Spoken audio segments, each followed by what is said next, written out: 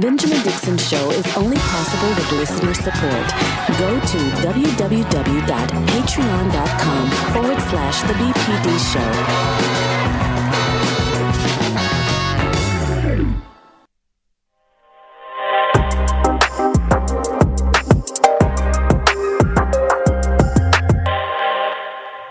Today is Friday. It is December 17th, 2021. I am independent journalist Benjamin Dixon in for Georgia Ford on the clock. And as always on Fridays, we are joined by none other than Reverend Anthony Galloway, pastor, historian, reporter, blogger, just philosopher, friend of the show. I don't have enough accolades. It's been a minute. I've been in and out. We had holiday. We didn't have a chance to see each other. Brother, how are you this morning? We went late with the Bible study last night and got into some really good justice issues. So it was really awesome.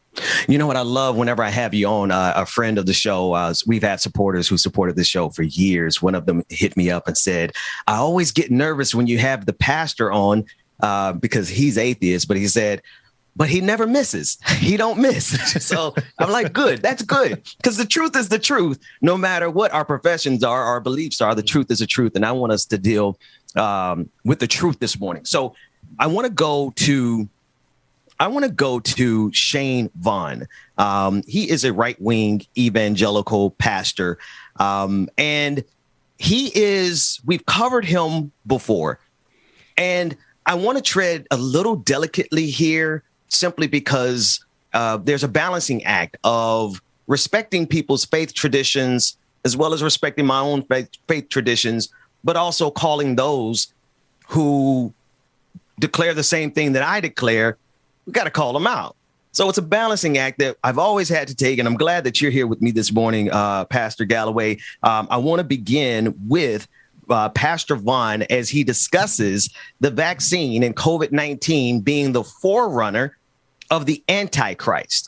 Antichrist being who evangelicals expect to come as a prelude to the end times, Armageddon, and the return of Christ, depending on which interpretation you study. Let's take a listen to Shane Vaughn as he discusses the incoming Antichrist. Until you get that faith, you're not on the same page as God. And therefore, COVID-19 is never leaving this earth. It is waiting on a church to come out of their isolation and to stand in faith and declare enough is enough. Do you know why Satan hates when you won't put a mask on your face? Because you're screaming loud, I have no fear. No fear. When you've got a mask up church trying to lay hands on somebody for healing, you've walked into the biggest lie you've ever seen. Don't you ever wear one in this building. Don't you ever come here and bring your fear in the midst of our faith. We are a victorious church. We are a healed church. We walk in healing no matter what. God said, I want you to lift your voice and call my people around the world to come out of hiding, to come out of fear, and to get on the same page as me. And COVID-19 will leave this earth from the power of the church. Now, Pastor Galloway, I actually think it's progress for him to actually say that COVID-19 is real. He said COVID-19 has to leave the earth. So at least he's admitting that COVID-19 is real. But the absurdity around preaching, actually, I'm going to be quiet. What are your thoughts? So just walk me. It's been a while, so you're going to walk me right into that space. Okay. Yeah, no, because, I don't know if I can set it up any better than you can already knock it down. Let's deal with it. Let's just offer a thought experiment here, right? So if you were to say everything that was just said, and then add, so therefore get vaccinated, protect yourself, stop clearing up and filling up the hospital so other folks can't get access. Let us get out of walking in fear and go protect ourselves and protect others from this virus and be about, you could add that to that. And then all of a sudden that changes very, very much. And so, we encounter this all often, and I encountered it even recently in one of our auxiliaries where, you know, folks are like, but if I put on a mask, if I social distance and all of that, that's taking me away from connection with others. That's doing all of these things that are not conducive to Christian life. I've got folks who will drive by the church and attend Bible study or attend church service just outside because we're still virtual. Because they want to be so much together.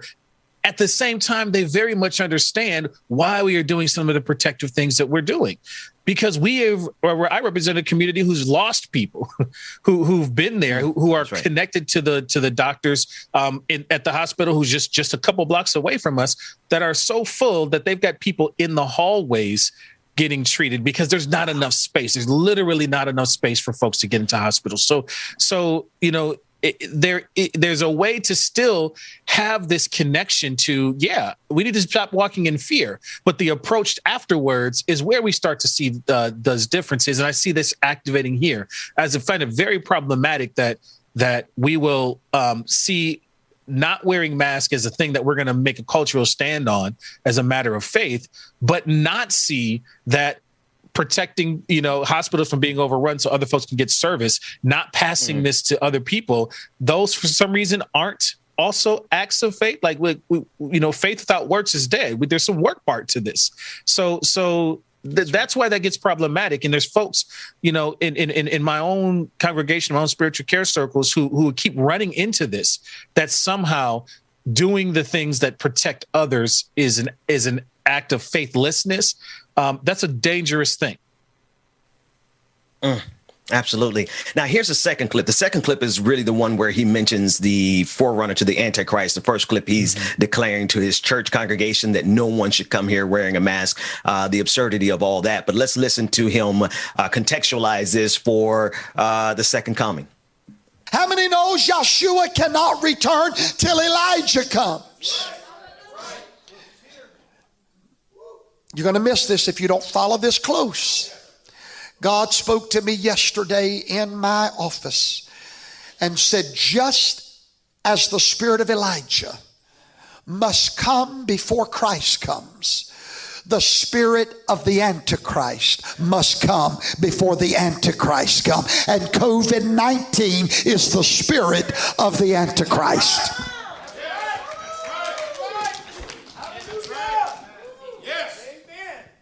God spoke to me and said, COVID-19 is the spirit, not the Antichrist.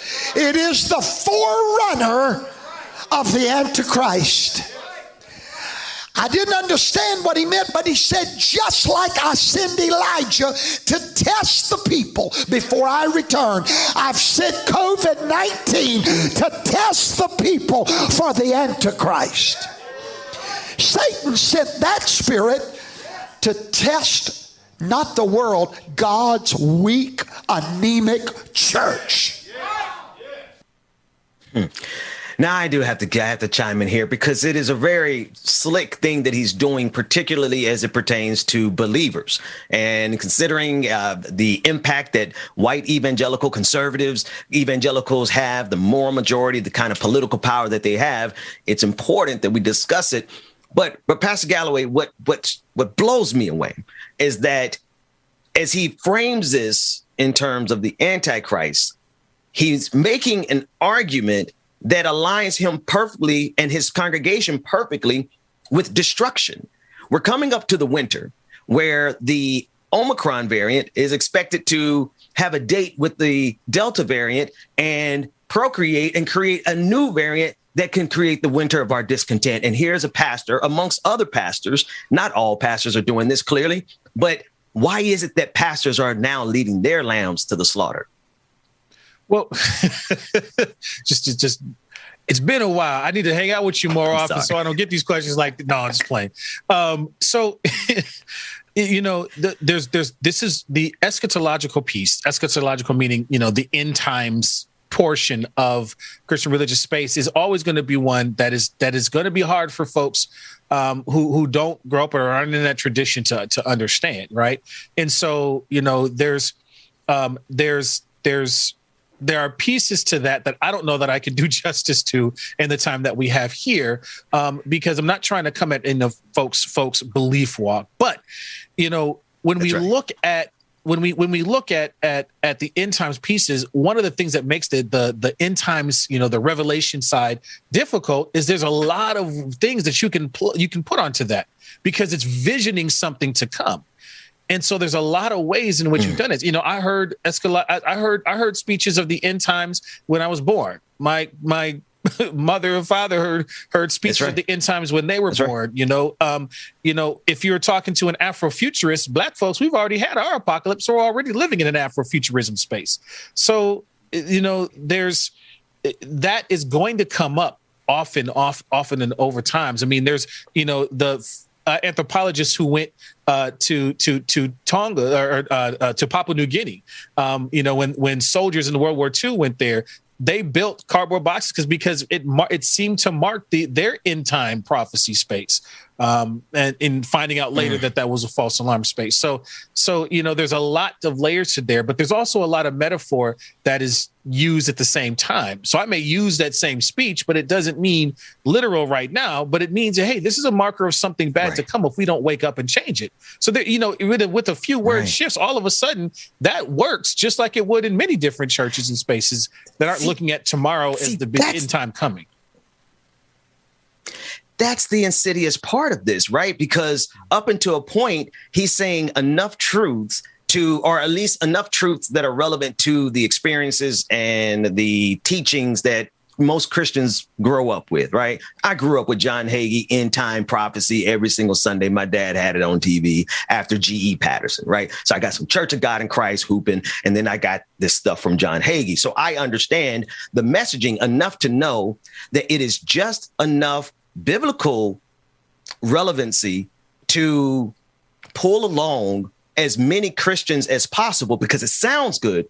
But when you dissect what he's actually saying, he is literally, this particular pastor, not all pastors, he's literally preaching steps that will get his members killed coming up here soon. So it's the most insidious bait and switch. But I guess it's not a new thing in terms of how demagoguery actually works.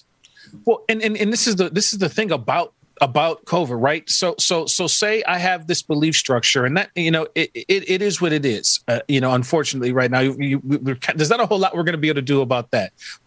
And I've had this conversation over and over again with congregants, with family members. If we are in this space of not wanting to mask and not wanting to get vaccinated, that's not all the end. That's not the end of all the things that you can do. All right. We've got folks who are having a decision right now saying, how do we get together for Christmas? And they're saying, well, get a negative test so you at least know that you're not bringing it into the household. Can we at least do that? And that has opened up some inroads, right? Can we, for those who are willing to get vaccinated, let's get that. Let's do all the different pieces we can. And then they're getting to some very difficult conversations where they have to look at family members and say, I don't think you can come. I don't think we can get together like that for Christmas. And it hurts. And folks are coming, for trying to figure out how to navigate that.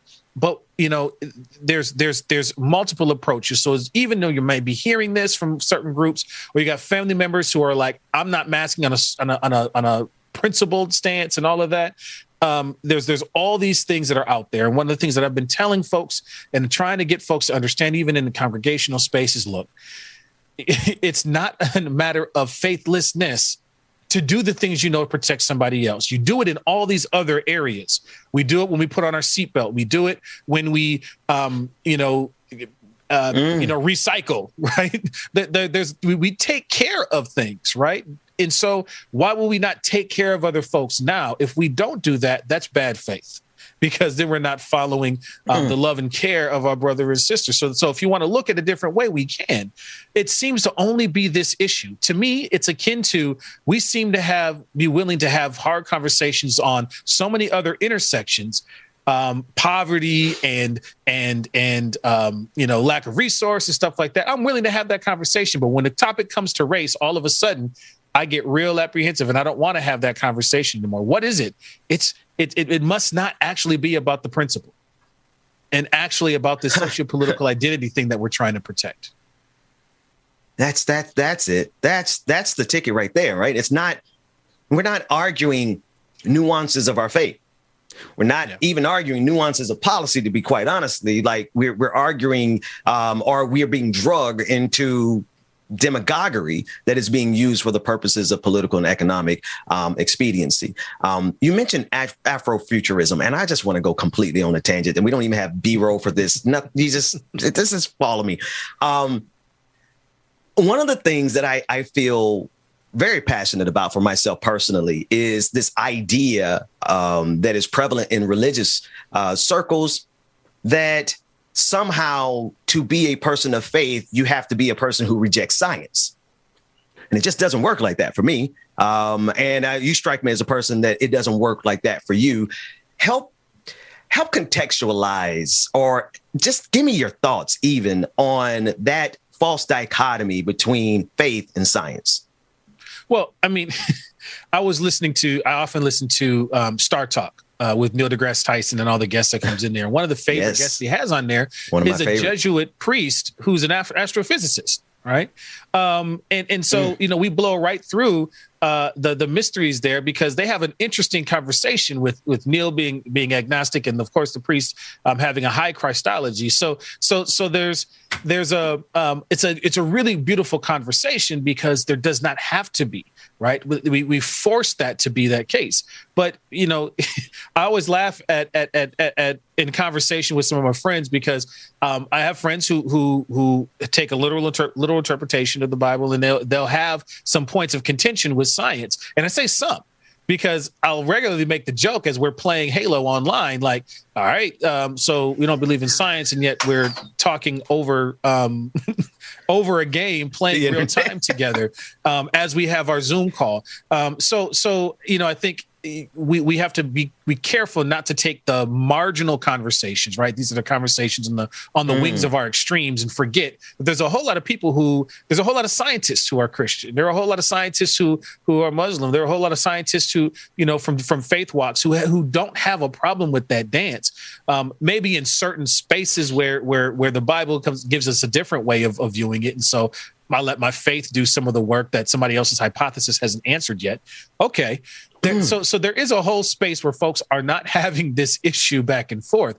I may leave my doctor friends when all hope is lost situations, and I say, nah, there's another level of healing that still exists out here. My faith will allow me to be able to do that and see the miraculous happen. You may find a way to explain it later, but in the absence of that explanation, I got my faith to carry me. So there is ways that folks are doing this day in and day out. There's, I've got Christian doctors and scientists and things like that are part of my congregation.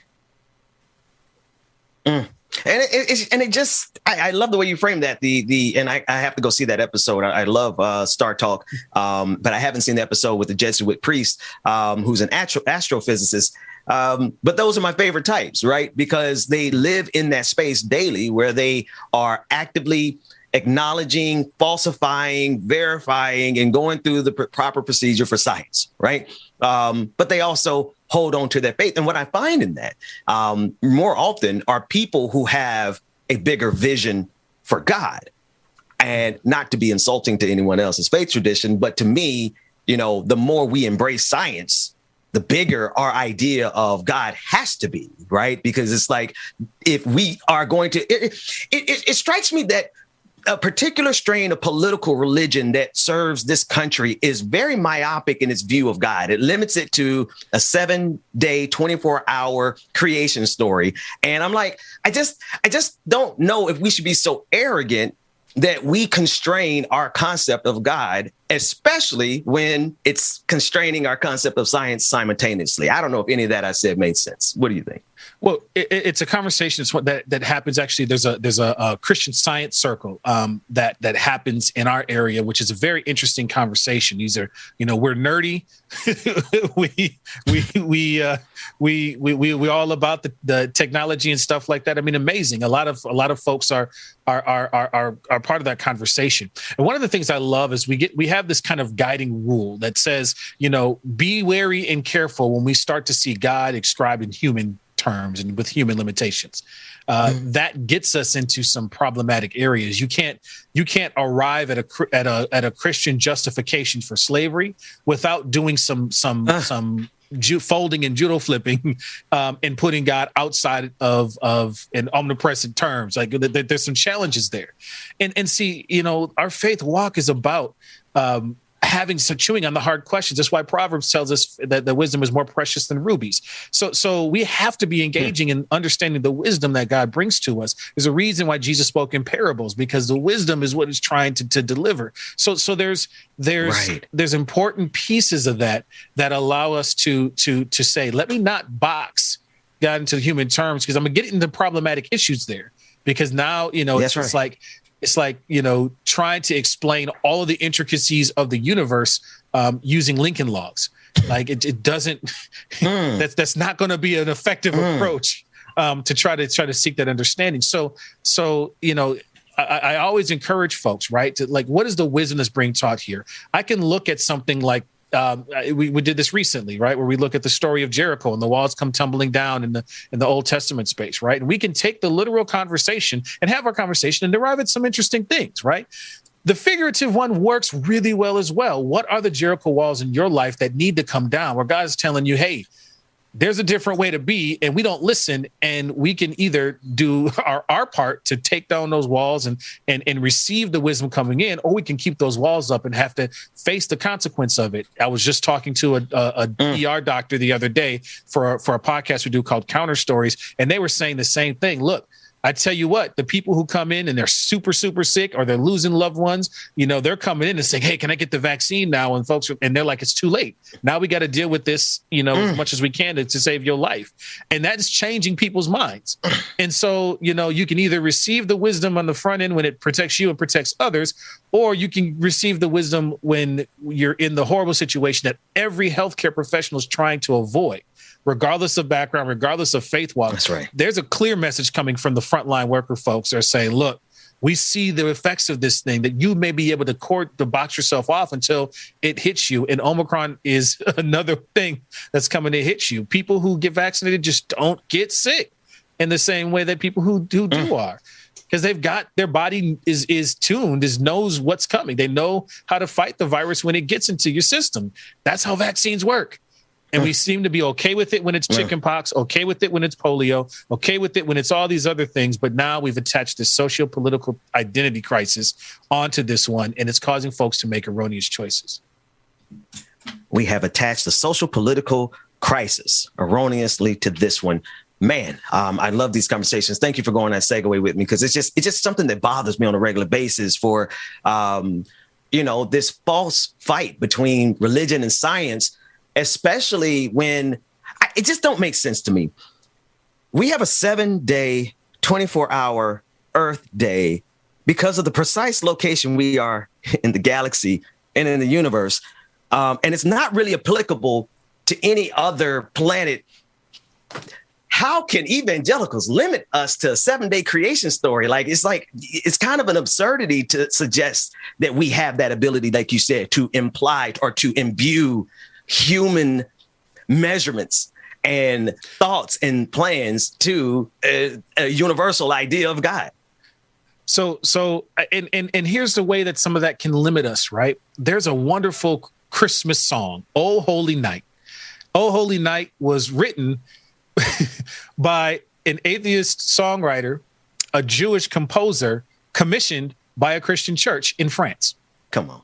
It caused controversy because they wrote it as an abolitionist. The French is even more blatant about this, but the second and third verses talk about breaking the chains and freeing the oppressed.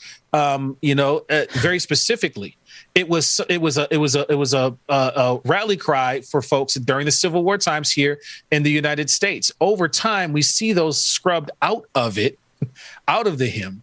But if we sing all the songs of that hymn, we're singing an abolitionist song commissioned by a church, pinned to the song by an atheist who is trying to write it in the Christian perspective with guides from the church with a Jewish composer. That's a beautiful testament to folks who realized that what was happening in our world was wrong. But we scrubbed that out, just like we scrubbed the chains out of the story of the abolitionist origins of the Statue of Liberty. Same exact thing. And so we've done this before in other times. It's now we're applying it in this faith walk. So, we've got to step back and say, as my father-in-law would say, let the main thing be the main thing, right? I can't have my actions towards you and in protection and service to my brothers and sisters in the world. I can't have my actions go against what I'm saying in my faith walk. And we've got to do some calibration in that regard. Man, you know what? These Friday conversations are enriching and important, because I think one of the ways forward, I'm confident that the only way forward to a path of liberation for all people, regardless of what they believe, don't care what you believe, how you live, who you love, the only path towards liberation has to include these difficult conversations when, one, so many Black people profess the Christian faith, but we're in an empire that also professes the Christian faith in a very barbaric way. Pastor Galloway, I know you're here with us for the next block. Thank you so much always for coming on Friday. So we're going to take a quick break. When we come back, I have a whole lot of stories that are kind of set aside so we can have that little science conversation. But when we come back, we have to talk about another interpretation that's saying that in these climate disaster is not really climate disaster, but it's the government using weather devices to harm people. So on the one hand, the same people who don't believe in science now believe that the government has enough technology to control the weather. That's a whole nother conversation. Dwayne, take us to a quick break. When we come back with the Benjamin Dixon Show, Pastor Anthony Galloway is going to join us for a whole lot more. We'll be back right after this.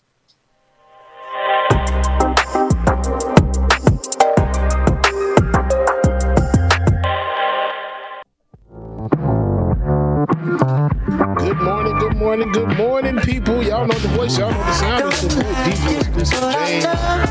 Bubba Mac DJ exclusive. Who the hell is DJ exclusive? I don't know who that is. Dwayne, you know who that is? Good morning, everybody. Good morning, y'all. Come on in. Get situated. Get settled. Get your coffee. Get your drink. Whatever it is, get your morning started. DJ exclusive. Is it? Get on with it. Come on, get on with it. Come on, get on with it. Come on, get on with it. It's what I say. Good morning, Nicole Johnson, One Source Productions, Brother Chuck Diesel, What I say. Hollywood Diesel, Kristen Lionheart, good morning, Ryan, good morning, G-Man, Sip City Socialist, Iris Jones, Tiger, what's going on, Church Lady Shelby Hall, good morning, y'all, I see y'all here. Shoot the Dragon, Puffin Stuff, Mark S, what's going on, Tyler, what's going on, Brother Tyler, Angela Newman, Nikki Cruz, thank you for your super chat. Being going off this morning. Peace to the family. Amen to that. Melanie Dennis, Amber G. Good morning, everybody. Kev Z, what's going on, brother? Y'all come on in and get situated, get settled, man. Afraid Not, what's going on? One Lost Spirit, what's going on, man? Good to see everybody this morning. I hope y'all had a wonderful Thanksgiving weekend, holiday, and everything else. Hope y'all ate good and all that good stuff, man. Watch some good TV. Got some Black Friday shopping done. All of that good stuff, man. Y'all come on in and get situated, y'all. Good morning, the Benjamin Dixon Show, y'all. Stay tuned. Lily, good morning. Track Natasha. Roller Dragon, what's going on? A.R. Walker. Deb, what's going on? Kareem. Dragon Ball, super dope. Good morning.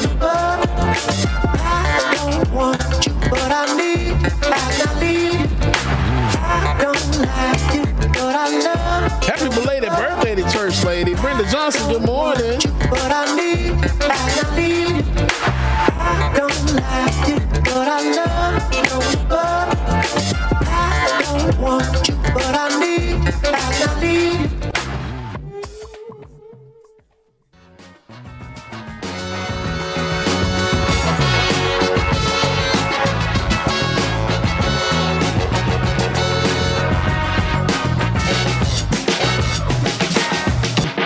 The Benjamin Dixon Show is only possible with listener support.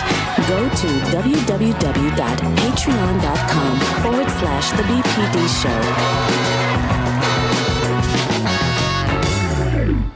Welcome back, everybody. It is Friday, December 17th, 2021. I am joined, as always on Fridays, by none other than Pastor Anthony Galloway. DJ Exclusive is not here. He will be back on Monday. He had a fabulous birthday celebration on somebody's beach with somebody's son, drinking some libations. But we love that brother, and he's going to be back on Monday. So shout out to him.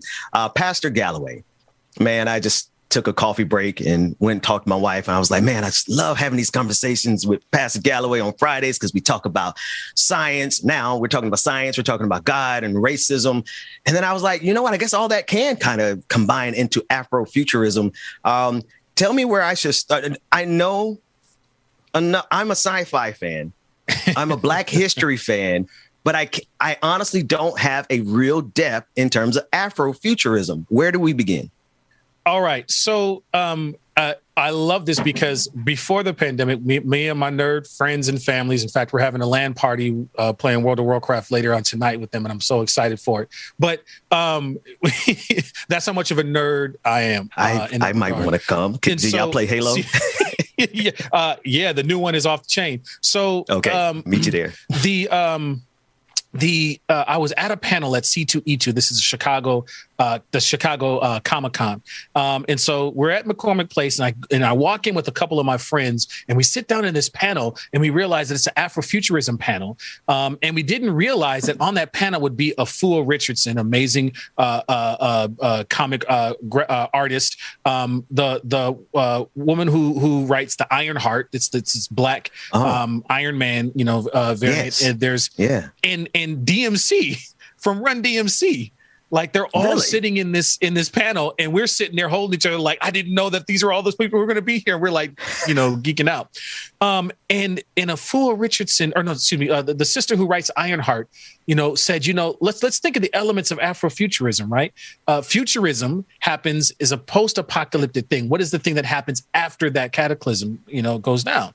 And so if we use that as use that there, then Black folks, we have experienced a cataclysm. We experienced the slave trade that come across. So everything written after that is imagining a future that's, because the root has already been disrupted. It blew our minds. Because now I'm looking at Walter Johnson and Octavia Butler. We're gonna come back to her in a second. In Toni Morrison, all of these folks, even if they are writing in the past, are actually writing some interesting Afrofuturistic spaces, imagining a space in this new world after we've had that cataclysm. Blew my mind, right? And so when we think about Afrofuturism, it's this thing that imagines what it looks like, because so many other sci-fi examples seem to just omit Black folks out of future space. For real. And so, on one side, you say, I feel good because, I don't have to worry about living through and surviving in that post-apocalyptic space. Another space that says, oh man, that means that we got X'd out in the apocalypse, huh?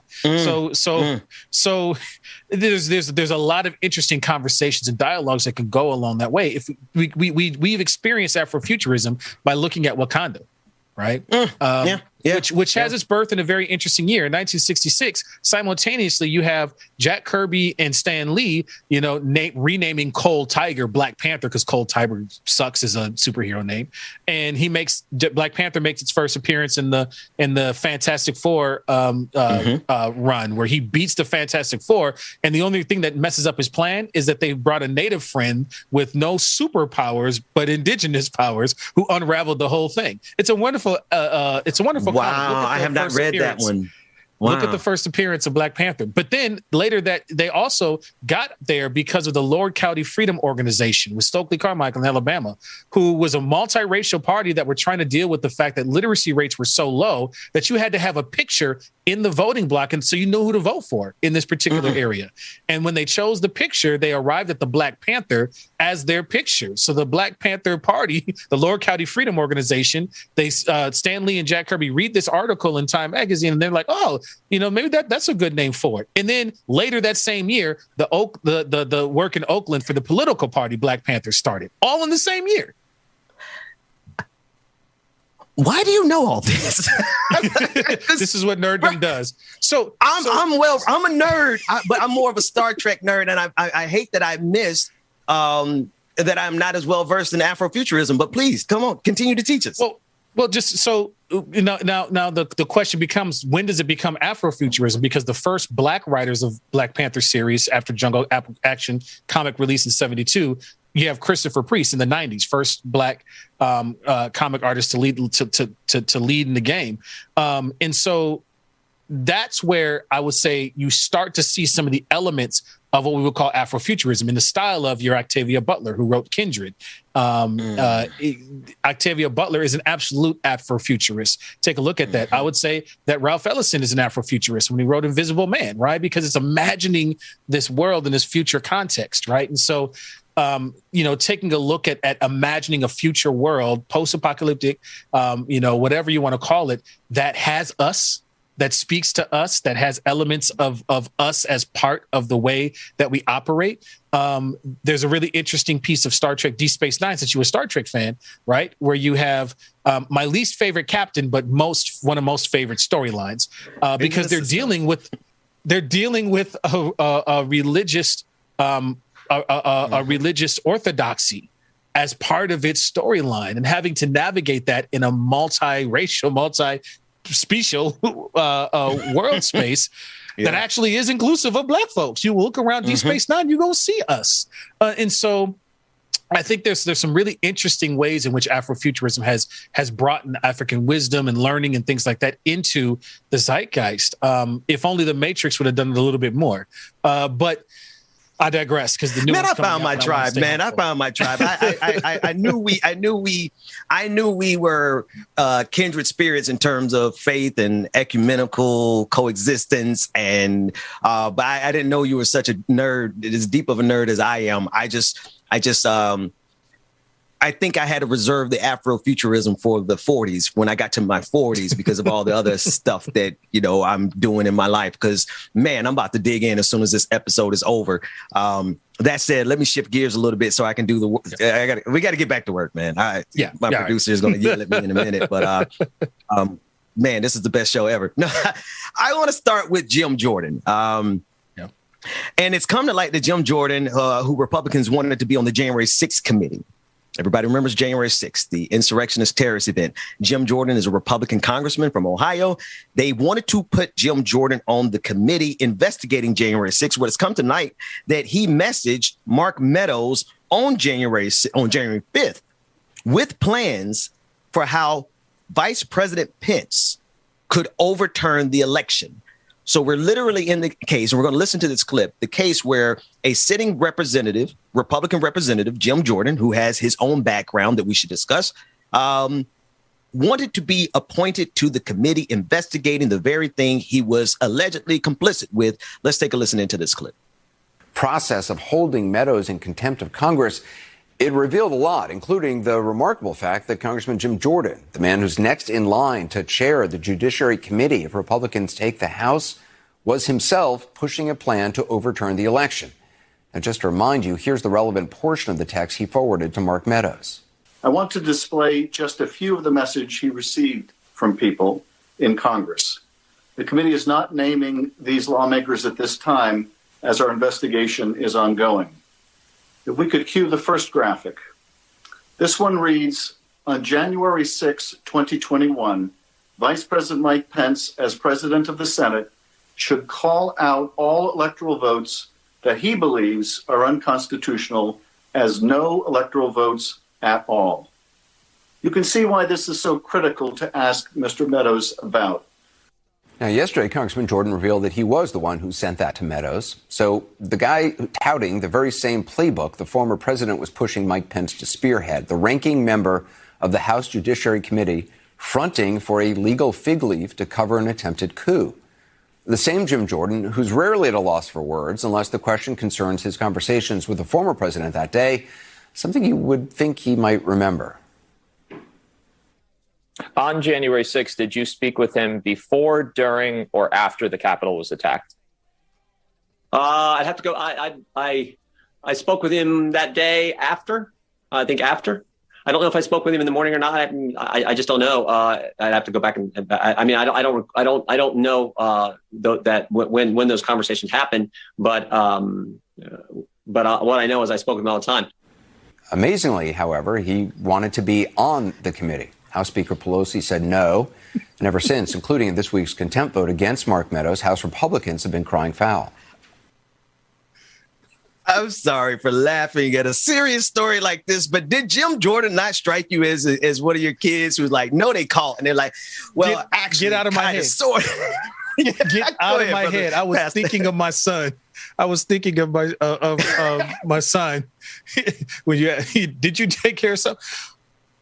And I was also laughing at the fact that he was standing, hands on the hips with football in the back, the flag in there. You got the pictures on there. He's got the whole background staged exactly perfectly. And then you get hit with the question that wasn't ready for. Did he have any Ohio State? Did he have any Ohio State athletic department paraphernalia in that shot? I don't know. Go ahead. Go ahead, Pastor. I don't know. Google it if you don't have any idea what we're talking about, audience. Go ahead, Pastor. No. That's on me, not Pastor. Go ahead. This is one of the problematic pieces that we have here too, because we have actually seen now quite a few things. We got Fox News, folks who were texting, please get him to stop, please get him to denounce this. Even coming out that the president's own son had tried to reach him to say, stop, you got to denounce this, and all these things. And these are the same folks who, in private, we're doing that. We're sending those kind of texts to trying to say, hey, you got to call this out. This is a problem. But then on the other side, publicly are not only giving a defense, but continuing to put forward these false claims that were causing folks to get whipped up in this in the first place. Right. There just is no evidence. There's no even, in Trump appointed judges were looking at throwing out cases left and right because these lawsuits didn't make any sense. There was no evidence to back any of this up. But I don't need evidence if I just keep repeating over and over again and telling you. And so how there's some integrity pieces here about how I spew the false information on one side, and then on the secret side, when the cameras aren't on, try to do the right thing by saying, "Hey, this is out of hand," and all of those kinds of things, and then turn around and come back in front of the public and figure out ways to defend what just happened there. So this doesn't work, and there's a whole lot of folks who came and reached out to me as these things begin to happen because they're like, "Wait a minute, this isn't real. What are the fruits?" Right. And my faith tradition says, look at the fruit of what happens. Tell a tree by the fruit it bears. Yeah. And so folks are starting to say, hey, I want to have a Republican, a fiscally conservative, socially conservative viewpoint, but this ain't it for me. And they're trying to figure out a different way to be. And there's a lot of folks that are in some identity crisis in that regard because they're like, hey, I have this viewpoint about how we should do taxes or things like that. And I feel like the only way to get those to come forward is to hitch myself to something that's looking more and more destructive and crazy to me. That last part, you're saying that there may be people, and let me see if I heard you right. Are you making considerations for the people who may be on that side of the equation for legitimate differences of, economic policy, whatever policy, but they are getting caught up and sway. Did I hear that? Just help me understand that last point. Yep. To put it in I have folks who I've been friends with for a long time who have conservative viewpoints, and we've kicked it all of our time. And then we get into conversations now, like our family's acting up, and we'll get into each other's presence, and I'm like, all right, so this happened, and they're like, yeah. All right, I will give you that while still having a debate. I can't defend that taxation in our space. You're right, and I've been there. You know how many times? Because we cut up in my family, and we have to take an approach of just accepting all of us as we are and dealing with it as it's there. And then you end up having a really good time, and you're going to have some moments where somebody says something real out of pocket, and you have to deal with it. The challenge and issue I see here is that folks aren't dealing with their family. I have to you don't make apologies for folks, but we have to turn around and have some truth telling with our own folks. And there are a lot of people who are in this position of having to take that role. Right. I'm still a member of this family, but we can't keep ignoring the molestation that was happening earlier on. We have to face the facts and have a conversation. We can't bury that under the rug anymore. We've got to start having those conversations. Man, listen here. When we January 2022, we're making a slight pivot on the show, not a major pivot. Relax, audience. We're not going to make a major pivot, but one of the pivots that we're going to make is having those conversations, those difficult conversations that are difficult to have outside the context of a compassionate circle of people who trust each other and can delve into some of those issues. And even if those issues bring us into, because I have some conservative friends that I haven't talked to them in a while. I'm afraid to see where they stand on the Kyle Rittenhouse issue, because then they can't be my friends anymore. Because some of our friends, they not only got lost in this, but they're drilling down deeper into it. And then some other things that you said there, that conversations that I want you particularly to be a part of it here with us. So, man, you're making all of my synapses fire this morning. I want to get one more clip in here. And this is Tucker Carlson. And I brought up Kyle Rittenhouse specifically because Fox News and Tucker Carlson are giving Kyle Rittenhouse the boy next door treatment.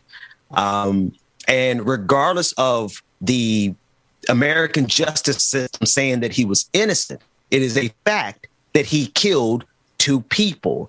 And it is a fact that Fox News and Tucker Carlson and all the people who support that are now elevating Kyle Rittenhouse to what I would call a level of deity, a level of idol worship. Let's take a listen to this clip. Oh, Kyle Rittenhouse. It is so nice to meet you. It's really good to meet you. I can't believe you're Big here. fan of your show. Well, we're fans of yours, as you know. Yeah. Yep, that's me. You're probably wondering how I ended up in this situation. For most Americans, Kyle Rittenhouse is more meme than man. But in real life, Rittenhouse is a working class kid from the least privileged sector of our society. I worked at Six Flags as a custodian. I was a fry cook. I fried cheese curds, fish. Rittenhouse was a lifeguard and a firehouse cadet. He did this to support his family and to help his community. But under the rules of anarcho-tyranny, you're not allowed to protect your community. Protecting his community is just what Kyle Rittenhouse felt compelled to do. So tell me, Kyle. I've got a lot to say, but I want to yield the floor to you, Pastor Galloway. What are your thoughts about this turn of events? Jay-Z said, "I'm not black, I'm OJ." Okay. This is going to go down. You know, I remember where I was when OJ was acquitted. And I was in a classroom and we all cheered and my teacher had it on when she wasn't supposed to have it on. And we walked into other spaces and we saw white teachers crying in the hallway. Like, I can't believe this stand like that.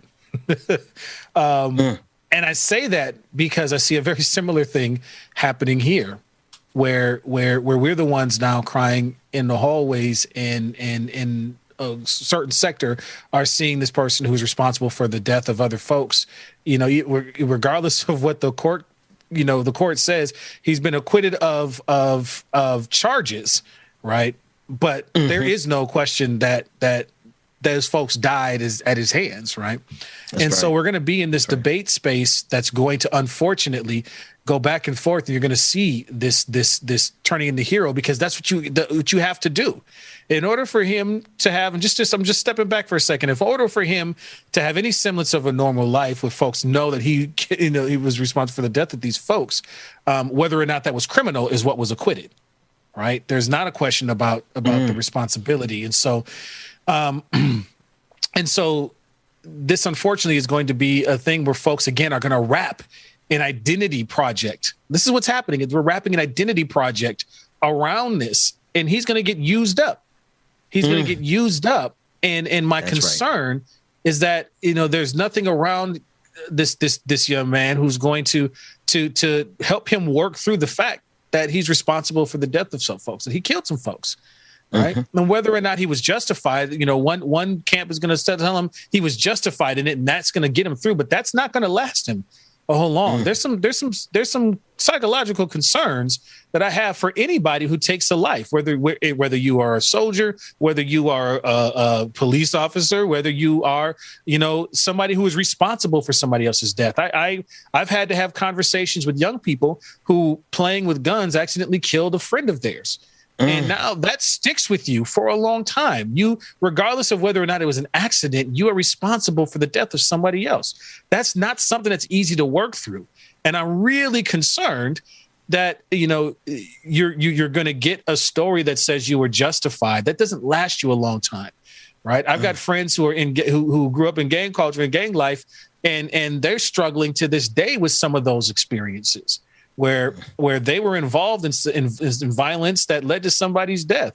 And now we're having a conversation now that they've been released and they're trying to get back into society. One of the things that they struggle with is the fact that there is not something there to process that, other than you were justified because you was down for the colors. And that doesn't last forever. Yeah. Right. And so, no, go ahead. I was just saying, this to me, this looks a lot like, you was down for the colors. Yeah, no, it actually absolutely does. And as you put it in that context, here's the concern for me. I don't see any contrition. I don't see, in fact, I see the exact opposite, right? I see 17, 18 year, however old he is now. I see a young man who's still, in terms of maturation of the mind as a child, and America needs to do that accordingly across the board, not pertaining to if they're white or black. Like, we know they always see 12-year-old Tamir Rice as a grown man and 18-year-old Kyle Rittenhouse as a child. But in the context of the conversation that you just posed about Kyle Rittenhouse, I got to dig in a little bit deeper, because part of regret is contrition. And he's on a world tour. He's probably getting more attention, more women, more drugs, he's just having a good time right now. And I feel like it's paired with something different that wasn't happening at the OJ case. With the OJ case, you're right. He got, from everybody's best estimation, he got away with murder. And I cheered at the time. Ben, if I can. But wait, let me finish this thought, though. The thing is, though, Kyle Rittenhouse, with OJ, nobody assumed that we would be able to go out and do likewise. The precedent that Kyle Rittenhouse case has set is the expectation. We saw somebody get killed with it the very next week. And I love what you said about they're going to use him and it's not going to last. So my question to you, Pastor Galloway, is this. With a young man who's being shown that his behavior of killing two people is something to be celebrated, paired with the system that's going to use him up in about 3 to 5 years, he's not going to have that attention anymore. I'm terrified of the lesson that is being imbued in the mind of a man like that, and a community that looks at his trial and says, now we can get away with murder. What are your thoughts? And then, David, I'll circle back to you.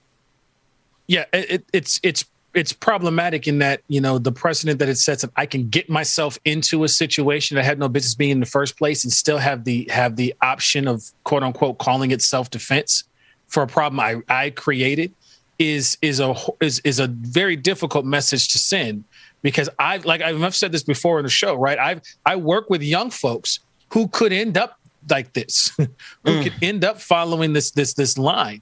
And if there isn't something that checks and say, I don't need to insert myself into that situation to put on an identity, because nobody's presenting me with an identity other than this track. Like, I can see folks going down this road and I have to figure out how to interrupt that. And this definitely doesn't help. At the same time, however, Ahmaud Arbery's killers, who created the situation in the first place, just like Kyle Rittenhouse created the situation that led to what happened there. But they were charged. And so and that actually has come through in conversations with some of these very young folks, who look at that and they're arriving at, well, yeah, if they would have never got involved in the first place, they would have left that to officers, everybody would have their lives right now. And now I'm like, okay, good. Because now we're having a different conversation and I'm seeing them internalize that. It was a very different conversation with Kyle Rittenhouse, because they were compelled to come to some defense and say, well, yeah, and this is why that happened. And Ahmaud Arbery case, the killing of Ahmaud Arbery, not the Ahmaud Arbery case, the killing of Ahmaud Arbery, and the charging of the folks who killed him, gave a pause, give a chin check to that thought process. And so, that's the concern that I have, is that this royal treatment that he's getting is going to encourage folks to get into and create situations where they can claim self-defense because they see this as a line.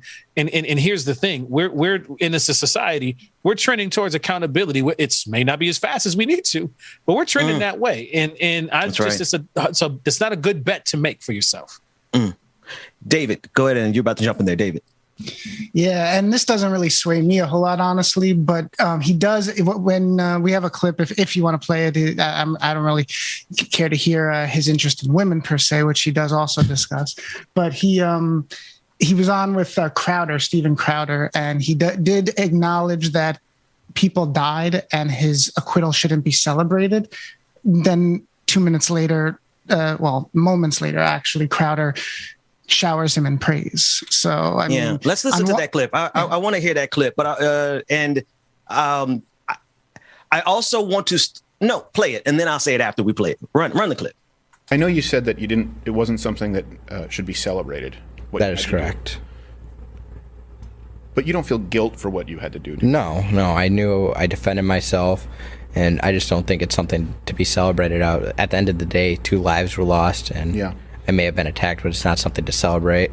I don't think it's something to celebrate, and I asked that because if you said that you did, this would be an intervention that you should not feel any guilt. And I know sometimes there's misplaced guilt when there's a traumatic event. You weren't there taking and harming lives like the people who attacked you. They all, and this is relevant, you didn't know it at the time, but they all spent a lifetime harming other people. You have not. You were there to help. Kid who was thrust into a situation that really through no fault of his own, and a lot of conservatives or people on the right tried to do the both sides, and we didn't. A lot of prayers said for this kid in this studio, and I think you all know how emotional it was for us when he was vindicated, and now he's on social media, so it's so maybe that's what you want for Christmas. That's what I want for Christmas. A nice dame. What are you looking for in a woman? Yes. Tracts of land. Yeah. No, what are you looking for in a woman? Some person that just wants to date me for who I am. And what I'm looking for in a woman is I like a girl with a little bit of butt. Okay. Yeah, for sure. Slim waist, big tits, big boobs. No, dude, you're a guy. Let people get mad at that. Yeah, let people get every guy in the world's a hypocrite. All right, so I wanted that to play because I want us to be sure we got to tell the difference between genuine and talking points. Kyle Rittenhouse had millions of dollars thrown behind him for his legal services. Part of those legal services was public relations. That is a public relations talking point. We shouldn't celebrate it. And then Steven Crowder, who I know, Steven Crowder owes me a debate. He's a coward. He's been the host that you heard in the background. He's literally been running for me since 2016 on a debate. And he's also running for my friend Sam Cedar on a debate. So setting aside the clown Steven Crowder, the usage of Steven Crowder to do the celebration while Kyle Rittenhouse gets to do the plausible deniable thing and look magnanimous. I mean, that's a standard PR move. And they executed it pretty flawlessly there. What do you think, Pastor Gallo? In the Hunger Game books, the victors are put onto a media campaign after having gone through and been put through this machine of, I think, again, it still comes down to usage for me. And I think it's inherently problematic. Now, if I can convince myself that I was justified in my actions, I was defending myself, that's a coping that I can cope with that. I can build a little something psychologically around that for a while. I just don't think it's a lasting one. So it's going to hit at some point. What happens when all the money's gone, when the attention is away, and I go into daily life, even if I don't have any animosity to you whatsoever, if I'm not going to put my kids in a situation where you are in charge of their protection, I'm not going to, there's going to be certain limits that I have on there. And so it's going to change how we are in society. Right. And at the same time, I believe there's a way to a redemptive approach to this. Right. our legal system did one thing, but he has to still live life. And I just see an extraction here of energy and juice from this, from all the folks around, to prove the socio-political identity point, as opposed to just acknowledging the issues that we have, even in identity wise. But there's we're not offering people an identity pathway beyond beyond all of these negative things. It's like we're trying to wrap an identity around all the things that and the choices that we've made historically, racially, that are wrong, and it doesn't leave you another out or a way of being. And so I have to defend this so vehemently, and I create a whole new thing instead of dealing with the trauma that's in front of me. This is one of the trauma responses that I have, is I create a whole new world where I didn't experience that trauma in the first place. This is why you have folks waking up at, in their 20s and 30s and realizing that they experienced abuse as a child. Why? Because their shame response was used by predators to write a whole new reality where that didn't exist, just to cope. And I'm just concerned about what happens when the bubble bursts. I'm going to be honest with you, Doc. In 2022, I don't know that I'm going to talk about the news cycle. I certainly don't know if I'm going to give my energy to so-called white supremacy. Your last couple of words about how predators use fear and they use those techniques to manipulate and control someone, to create an alternative timeline in our minds to make us forget the trauma. And then we remember it when we're in our 30s and our 40s. That, along with every other issue, as well as Afrofuturism. I'm going to talk about our community in 2022. I'm going to talk about the community of good faith, not just Black folks, but those of us who might be of a different political persuasion and have different political beliefs, but we're people of good faith. And we know wrong when we see it. Right. And listening to you talk about this in this context, I'm also realizing one last thing before I let you go, Pastor Galloway. I'm glad that we have you to come in and extend some of that pastoral grace that is really Christ-like. I'm going to be honest with you. You're a good man, because let me see Kyle. No, I'm joking.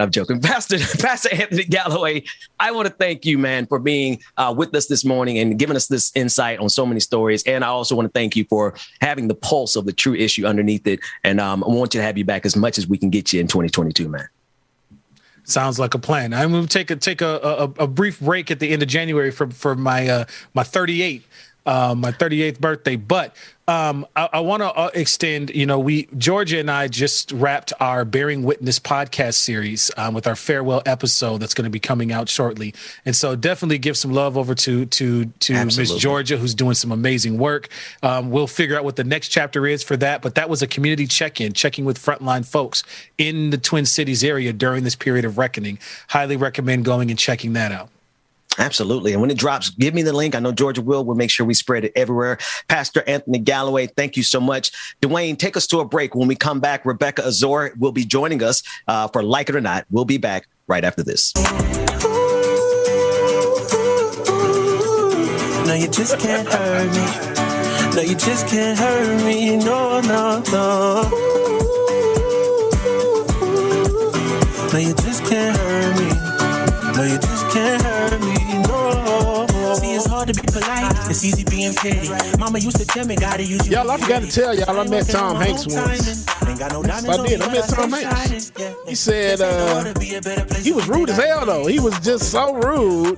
I asked for an autograph, and all he wrote was thanks. So be a light up on my path and a lamp under my feet. I know my faith strong, but my flesh still kind of weak. When that victory be looking like the verge of defeat. So many people here. Watch what I say. That she can say sticks and stones may break my bones, but your words can't hurt me. Oh, y'all get it now. I've been right more than I've been wrong, and it still can't hurt me. No, it just can't hurt me. No. Hey, y'all, also, I learned how to use disposable masks, like coffee masks or filters to brew espresso. I learned to use disposable masks to brew espresso because they're coffee filters. Coffee filters?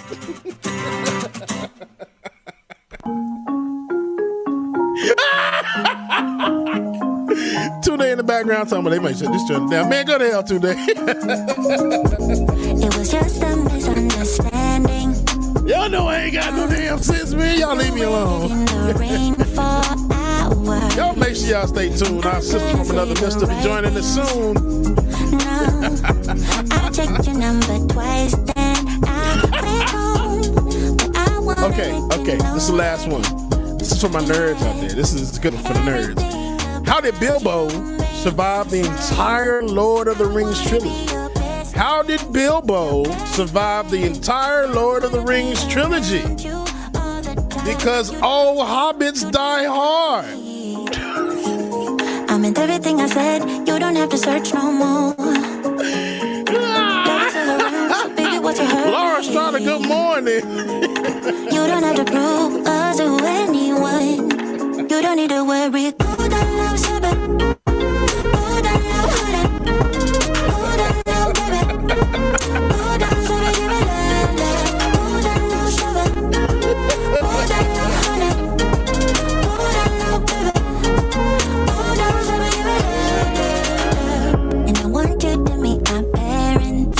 All right, y'all. Well, we got our little Caribbean vibe going on. Jamaica, December, yay. All right, new patrons. We have Alex Z and Mark S, our new patrons, new Twitch subscribers. We have the Chicken Fried Dragon, who gifted a subscription to Carpe Pax and Antisocial Communists. Like It or Not with Benjamin Dixon starts now.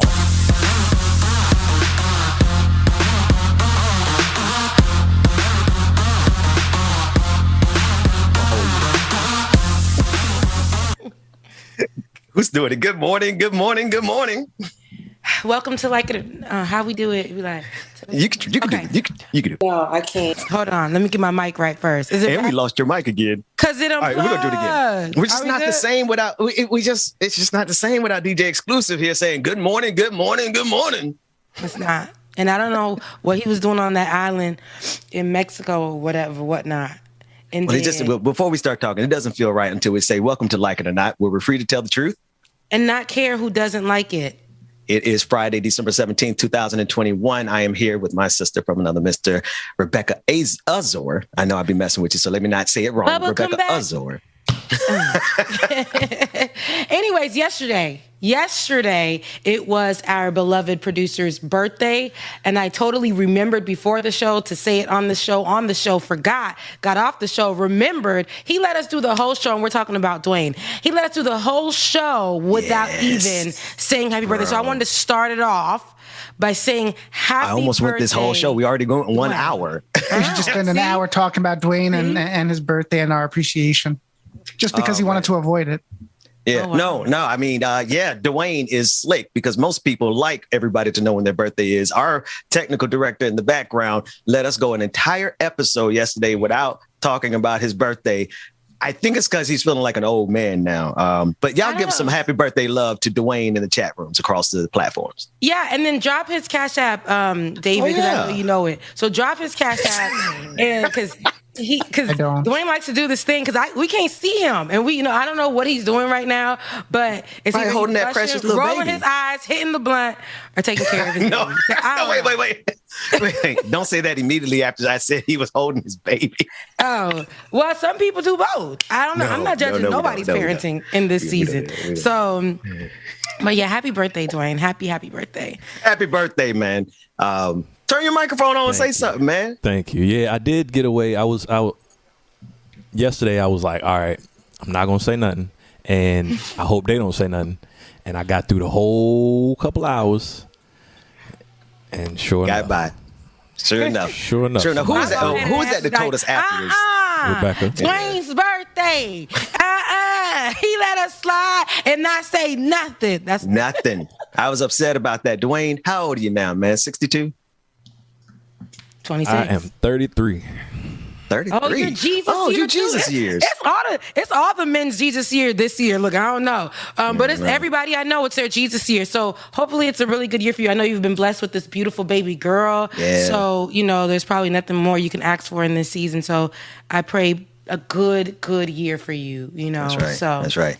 May this revolution around the sun be one of the best ones. And we're going to mark it on our calendar so it doesn't happen next year. You're not getting away with it. What is it? December 16th. I'm gonna put it on my calendar now. Let me set up a Google notification so I can get a reminder next year. Rebecca? No, I already forgot to do it. I already forgot. You know how you say you go pray for people? You know how you say you go pray for people? And that was the prayer? That was the prayer. No, listen, everybody's gifts for Christmas is still in my own prayers and my wish list, okay? I don't have it, okay? That was it. Last year I said, girl, you better pray. I'm going to pray. I'm definitely going to do you right next Christmas. It's still in that prayer. Because maybe I ain't got it. Not this year. Last year was a really good Christmas because last year I had all those viral videos. I took down Donald Trump and all those things, like all those things. Man, this year the kids, y'all Christmas is looking like I'm a socialist. Like I don't believe in Christmas. Listen. Okay, it's just like I was on the phone with my best friend. I was like, girl, you already know you getting your gifts after Christmas, because you got to get it when the check drop. Okay, then I can go because I'm not, and I'm also not going into stores. I'm not going right out here. The clear people are they're moving as if I'm clear, like they don't see me, as if I'm see through. You're in invisible now. I'm like, that's crazy because usually when I come into the store, you guys all stare at me like, what is that? What's she gonna take? Is that an ER? Like in this store? Like, but now, Ben, they are like just walking past me. Like they don't see me. They just over here. Unless I'm in the same lane with them, that's it. Because their kids would just go like this. What they and I'd be like, what the kids do, Rebecca? Because I'm tall too, so they be like.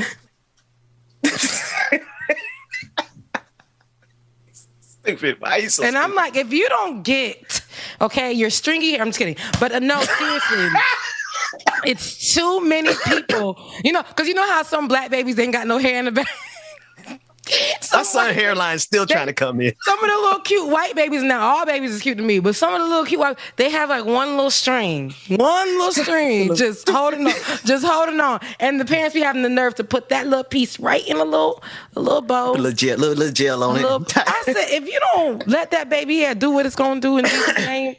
A little mousse. Stick a little mousse on it. It's too many people outside. I mean, so many. And you know how in Atlanta you have Atlanta's is black, really super black. There's this area called Canton, Canton, Georgia. Yeah. I went there. It ain't super black, I can tell you that. It's super white, but it is so busy. I'm like, there's an area for you guys like this. I mean, they are popping out there, baby. I'm done. No, wait a minute.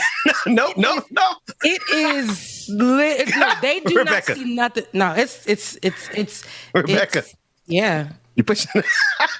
I think we are literally pushing the envelope on how much we can get away with. A predominantly white area in Georgia is not pushing the envelope. People think no. Saying, oh my God, you guys have a place that y'all can go in Atlanta. Because people assume that Atlanta is just so black. And I'm here to tell you that, and even though this is outside of Atlanta, a lot of people, downtown Atlanta, around all the historic monuments is gentrified. Like me and my wife went down. It's so gentrified. We were riding scooters down there. When you're gentrified when you got the motor scooters and you got the white folks driving around, and you get super gentrified when black folks start riding those scooters. And you get to drop the motor scooter off anywhere.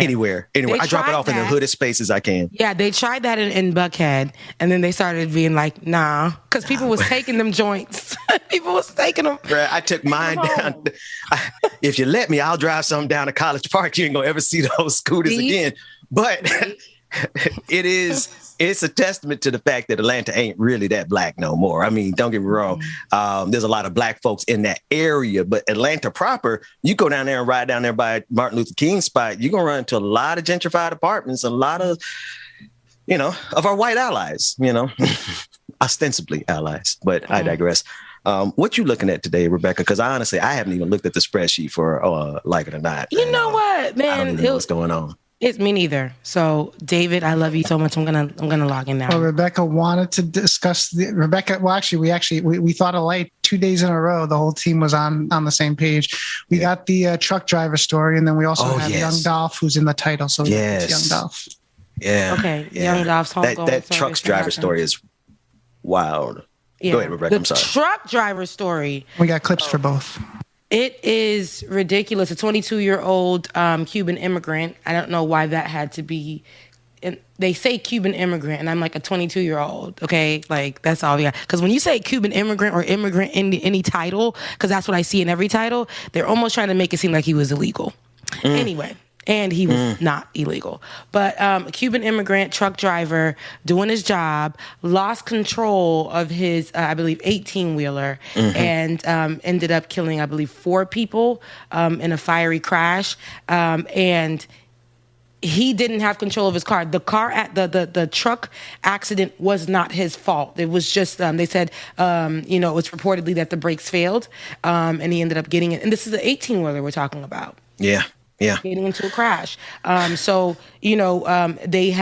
given him over 100 years. So let's take a look at 100 years. Over 100 years, yeah.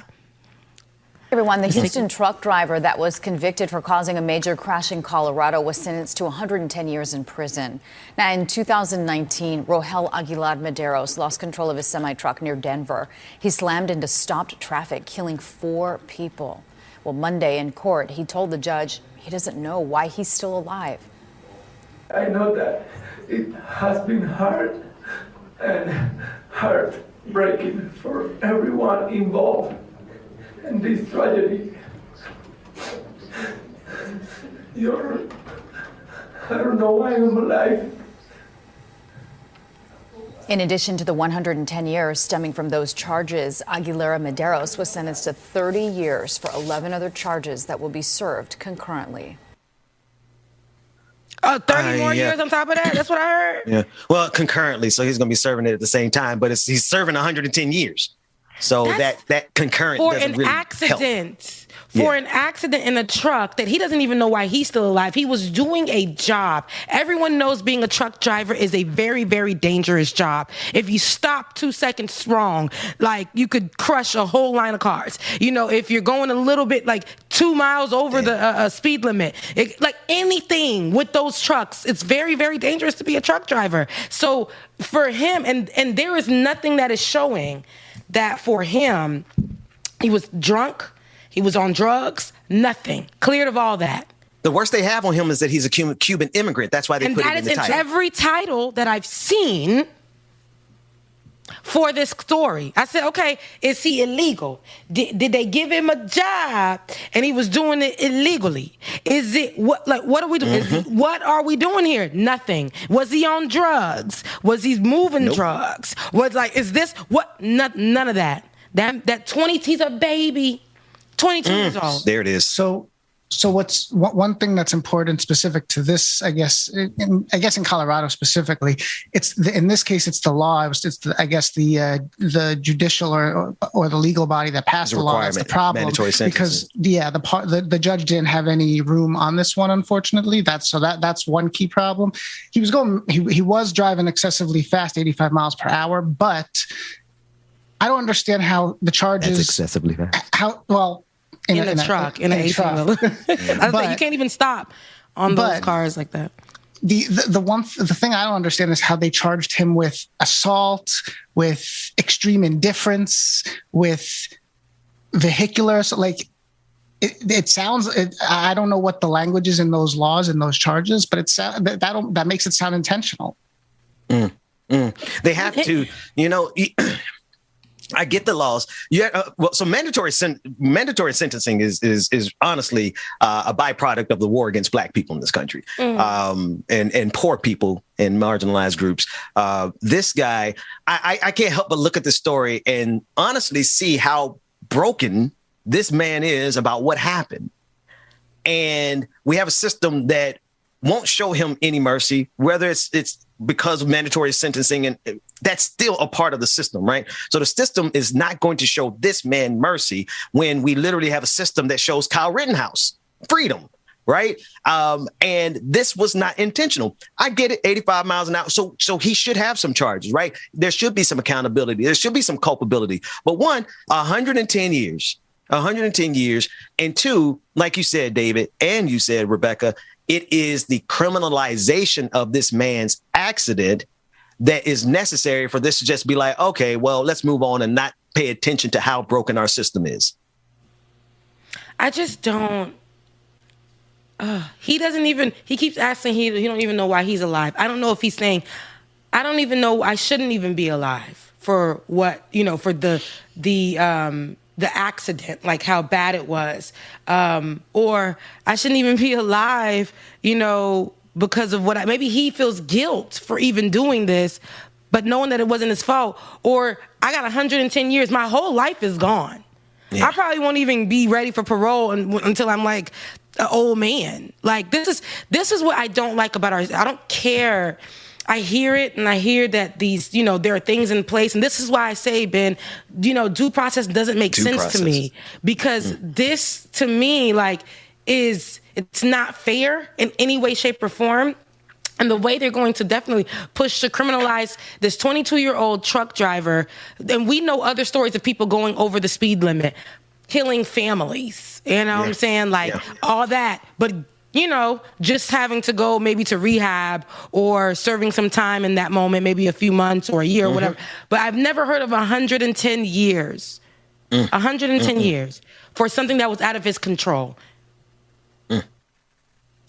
And like you said, truck driving is a very dangerous job. So dangerous. Yes. Yeah. And I know you know that. So not that you were a truck driver, but it is. I know about truck driving, because let me tell you, I can tell the world.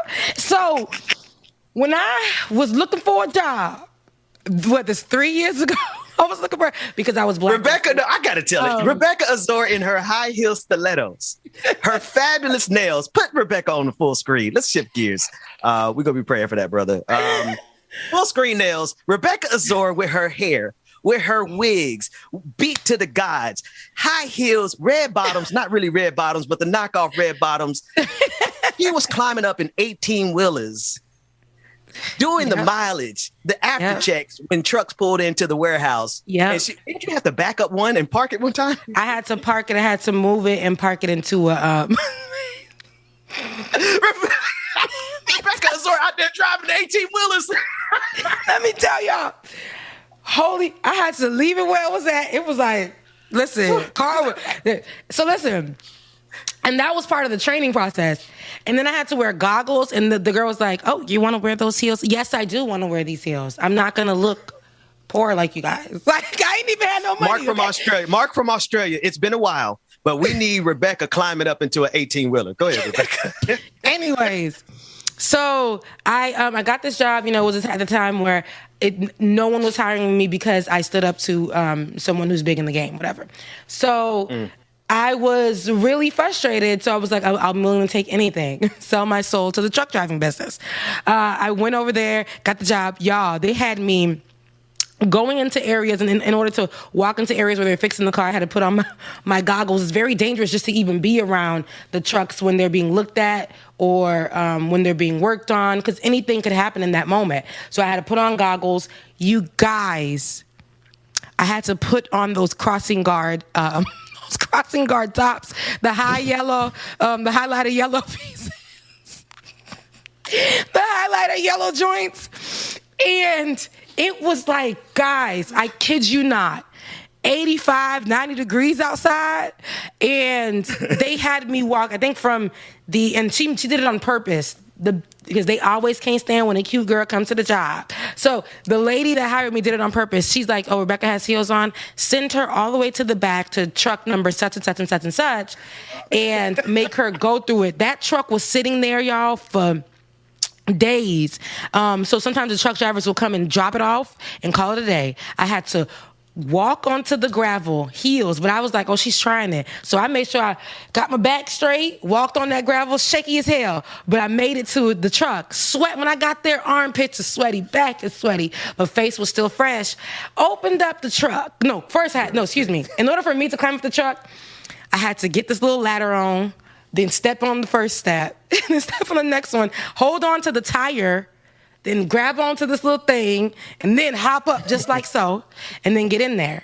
Depending on what the truck driver left behind, you might get some smells, you might get whatever. They even said that there were people who would die in the trucks because they had nowhere to go. They lived in the trucks. So they would come and stay, on the premises and live out of the trucks, and some of them would just, of exhaustion, die in those trucks. I was praying to God, please, God, I don't want to see a body. I don't want to see a body, God. I don't want to see a body. But yeah. Can you, I want you to pause there for 1 second, Rebecca, because that, I know we laughing, but now we just turn the corner on how serious this is, right? Yeah. Truck drivers put their lives on the line every day, and they get treated like crap. And then at the end of the day, they're living in their trucks, driving around the country, making sure all our little junk, because most of the stuff they carry is junk. Let's just be real. They're carrying plastic, molded junk that you're going to throw away, but they're risking their lives to get that junk to you. And then when they pull into their stations and they pull into their warehouses and park, they don't have a place to go, and some of them die in their trucks. There were trucks that had went through the worst car accidents that they will bring the truck in its accident state over to the premises and just have it sitting there. They make you ride around. And I'm like, why did this truck come here? They were like, because it had so much things in it. So we thought, like, at least we'll keep the stuff. Person probably died, but at least we'll keep the stuff that was in the truck. Mind you, the stuff is still sitting in the truck. No one went to the truck. I said, how long has this truck been sitting here? Over a year. Junk. We're risking truck drivers, and oftentimes, not all the time, some of it is very important stuff. I get it. But you can't tell me all those trucks that are populating and congesting our highways in Atlanta are all imported. Yeah. But the truck drivers are risking their lives to get it delivered on behalf of Amazon and Walmart. Mm-hmm. And last truck story, because there's so many from my short time there at the truck stop, the trucking business. There was a man who said, I don't want to take this particular route, because you had 3-day routes, 30-day routes, 21-day routes, depending on where you were. Sometimes you weren't local. You would have to do, state, across country, stuff like that. And this one man was like, I don't want to do this route. And they were like, sir, you're going to have to do it or return the truck. He's like, I have children, and I told you guys this was my schedule. I have to listen to the dispatch calls. So he's like, I said this was my schedule. I'm not doing this route. And they were like, we know that we gave it to you last minute, but you have to do it or you will lose your job. He was like, you know what? I fought for this job. I went through training for this job. I refuse for you guys to make me go further than what my route. I reached my route. I'm not going past this state. I'm going back home. And they were like, you must go to this route. If you don't, we will fire you. And so you know what he did? He started the car and turned it around and went back home. But he was on the run. Mm-hmm. He was on the run with the truck. Christ. But he was making stops, fueling up, eating food, and getting and coming. And they were like, they called the police. He didn't drop the truck off where it's supposed to be. Let me tell you something. As they were saying that, I look on our camera. He pulled up with that truck, dropped it off, threw the keys to the side, and went out there and waited for a taxi and got the hell out of here. He quit. Yeah. He quit because these people will make it seem like, because a lot of these truck drivers too are people who can't get other jobs. And I say this because I've seen this with my own eyes. People who can't get other jobs. Some of them partner up with their wives who are pregnant and travel to live in these trucks to make money because it's the only way they can do it, because they can't afford living. And living in the trucks is more cheaper. And so these are the lives of truck drivers. Some of them are able to make enough money to purchase their own trucks and do business that way. But when you're working with these companies, they will drain you for everything. I've seen it with my own eyes. I've even seen them withhold checks from people because they felt like it. And one guy even cried saying, this is my only income. This is my only income, please. And he's like, well, since you didn't provide the credentials, but they let him do all of the work knowing he didn't have the credentials. They let him do all the work. He did the work and then they didn't pay him. Yep. I'm trying to remember where we covered the story yesterday. David, you can help me. Was it in Like It or Not or in the Benjamin Dixon show about it was 26 or 24 people arrested in the slavery ring in Georgia? the slavery ring in Georgia, where immigrant workers, seasonal workers, migrant workers were being exploited at gunpoint, assaulted, some sexually assaulted. But was it like on a farm? It was in the beginning of Like It or Not yesterday. Yes. So when you tell me, Rebecca, about the truckers and how their lives are being treated, I think about how these similar companies are treating migrant workers so they can get whatever they need to make their profit margins. All these companies need to make their profit margins. And what they do to those immigrant workers, treating them like slavery, if we let that continue, then what happens to truckers will continue. Because truckers, like Republicans, conservatives, they always talk about, truckers, the backbone of America. But listening to this story and all the stories that you're giving and what I know about truckers, because I know plenty, I know a couple of them, right? They going to keep exploiting American workers just like they would exploit immigrant workers, because the point is for them to make their money. They don't care about us as human beings. I don't care what your job is. I don't care what your race is. At the end of the day, they will exploit you too. So if you want, we can roll. I think Dwayne does have F1 from yesterday. That's the clip. If you want to tie that in before we go to Young Dolph. Dwayne, if you have that handy, run that clip so we can get it up. So I just want you to compare. Like, don't think for a second that how we treat immigrants won't spill over into how we treat Americans, even our beloved drivers. Run that clip, Dwayne. Well, 24 people have been indicted after the feds busted what they call a modern-day slavery ring as part of years-long investigation called Operation Blooming Onion. At least 100 immigrant workers were freed from conditions in which 2 people died. Another was repeatedly raped, and others were kidnapped and threatened with death. Southern Georgia, the Justice Department says exploitation of the workers included being required to dig onions with their bare hands, paid 20 cents for each bucket harvested, and threatened with guns and violence to keep them in line. The workers were held in cramped, unsanitary quarters and fenced work camps with little or no food, limited plumbing, and without safe water. Thank you for having me. Officials told me and my colleague Phil McCausland that this is one of the country's largest human trafficking and visa fraud investigations. Investigators say that for years, these individuals brought Mexican and Central American immigrants to the U.S. under false pretenses and forced them to work in brutal conditions. And as you said, 2 people allegedly died under those conditions and others faced violence and threats of violence. Danielle, the DOJ says the ring's organizers took advantage of a migrant visa program to bring these workers to the U.S. How did they exactly do that? Is there some sort of loophole there?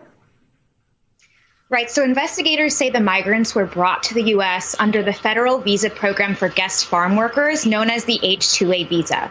So last year, an NBC News investigation that I was a part of found that as this program has grown, it's left more guest workers vulnerable to abuses. So while federal laws are supposed to ensure decent working conditions, guest workers themselves and advocates say victims are reluctant to speak out about abuses when the employers are in charge of their housing, transportation, pay, and of course, ability to stay in the U.S.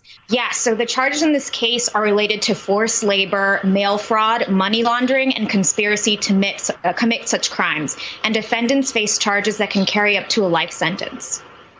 Danielle, you write that this operation is part of a new immigration enforcement effort by ICE. So what's different about it?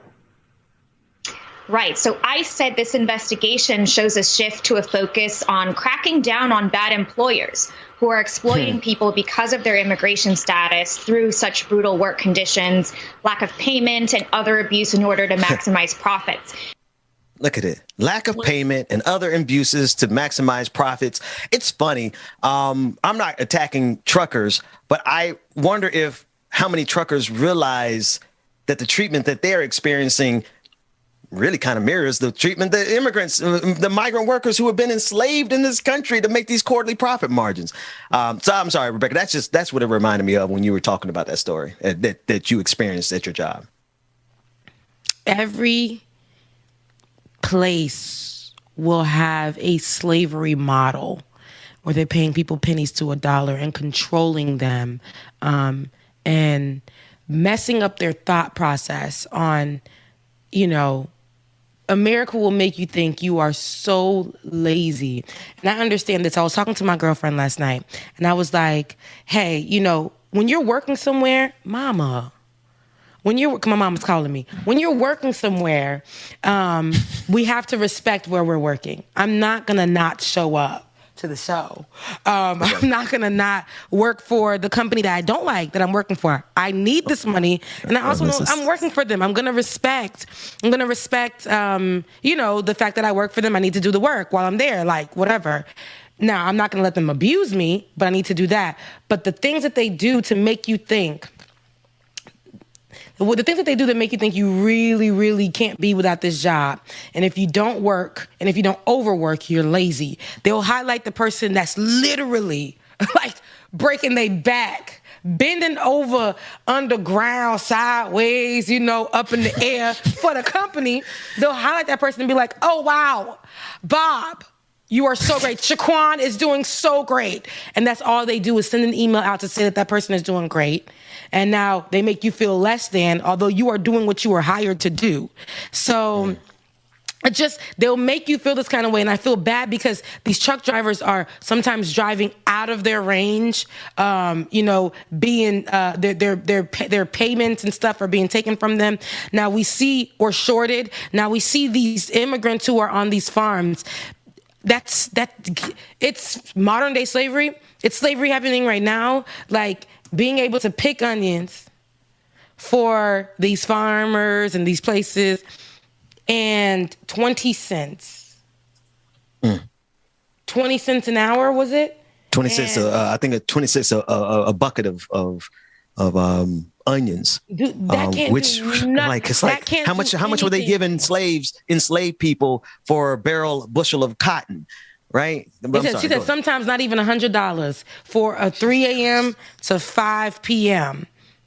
And she said, what are you going to do, starve? What are you going to do? We had to do what we needed to do. So that's what these people are thinking. I can't even imagine right now, for even the pay that I get paid at my corporate job, it's not enough for me to live. 20 cents? Every one of these companies at the end of the day will utilize. Think about the prison system. Think about the labor that's one of the workers in the candle factory that collapsed during the tornado was a prisoner on a work release program. How much you want to bet he wasn't making but 20 cents a day, something like that, risking his life. So, yeah, no, I really want people to understand that as you're driving your truck and you're listening to, well, Rush Limbaugh is dead, so you're not listening to that dead man anymore. But as you're listening to, I don't know, Dan Bongino or whoever the right wing has put up to make you angry while you're driving, the truth of the matter is they're making you angry at the people that you need to be in solidarity with, because the same people exploiting you are exploiting immigrants, are exploiting black people, exploiting marginalized people, exploiting all of us. You're right about it. And I'm so glad Rush Limbaugh is not on y'all channel anymore. Sorry to that, man.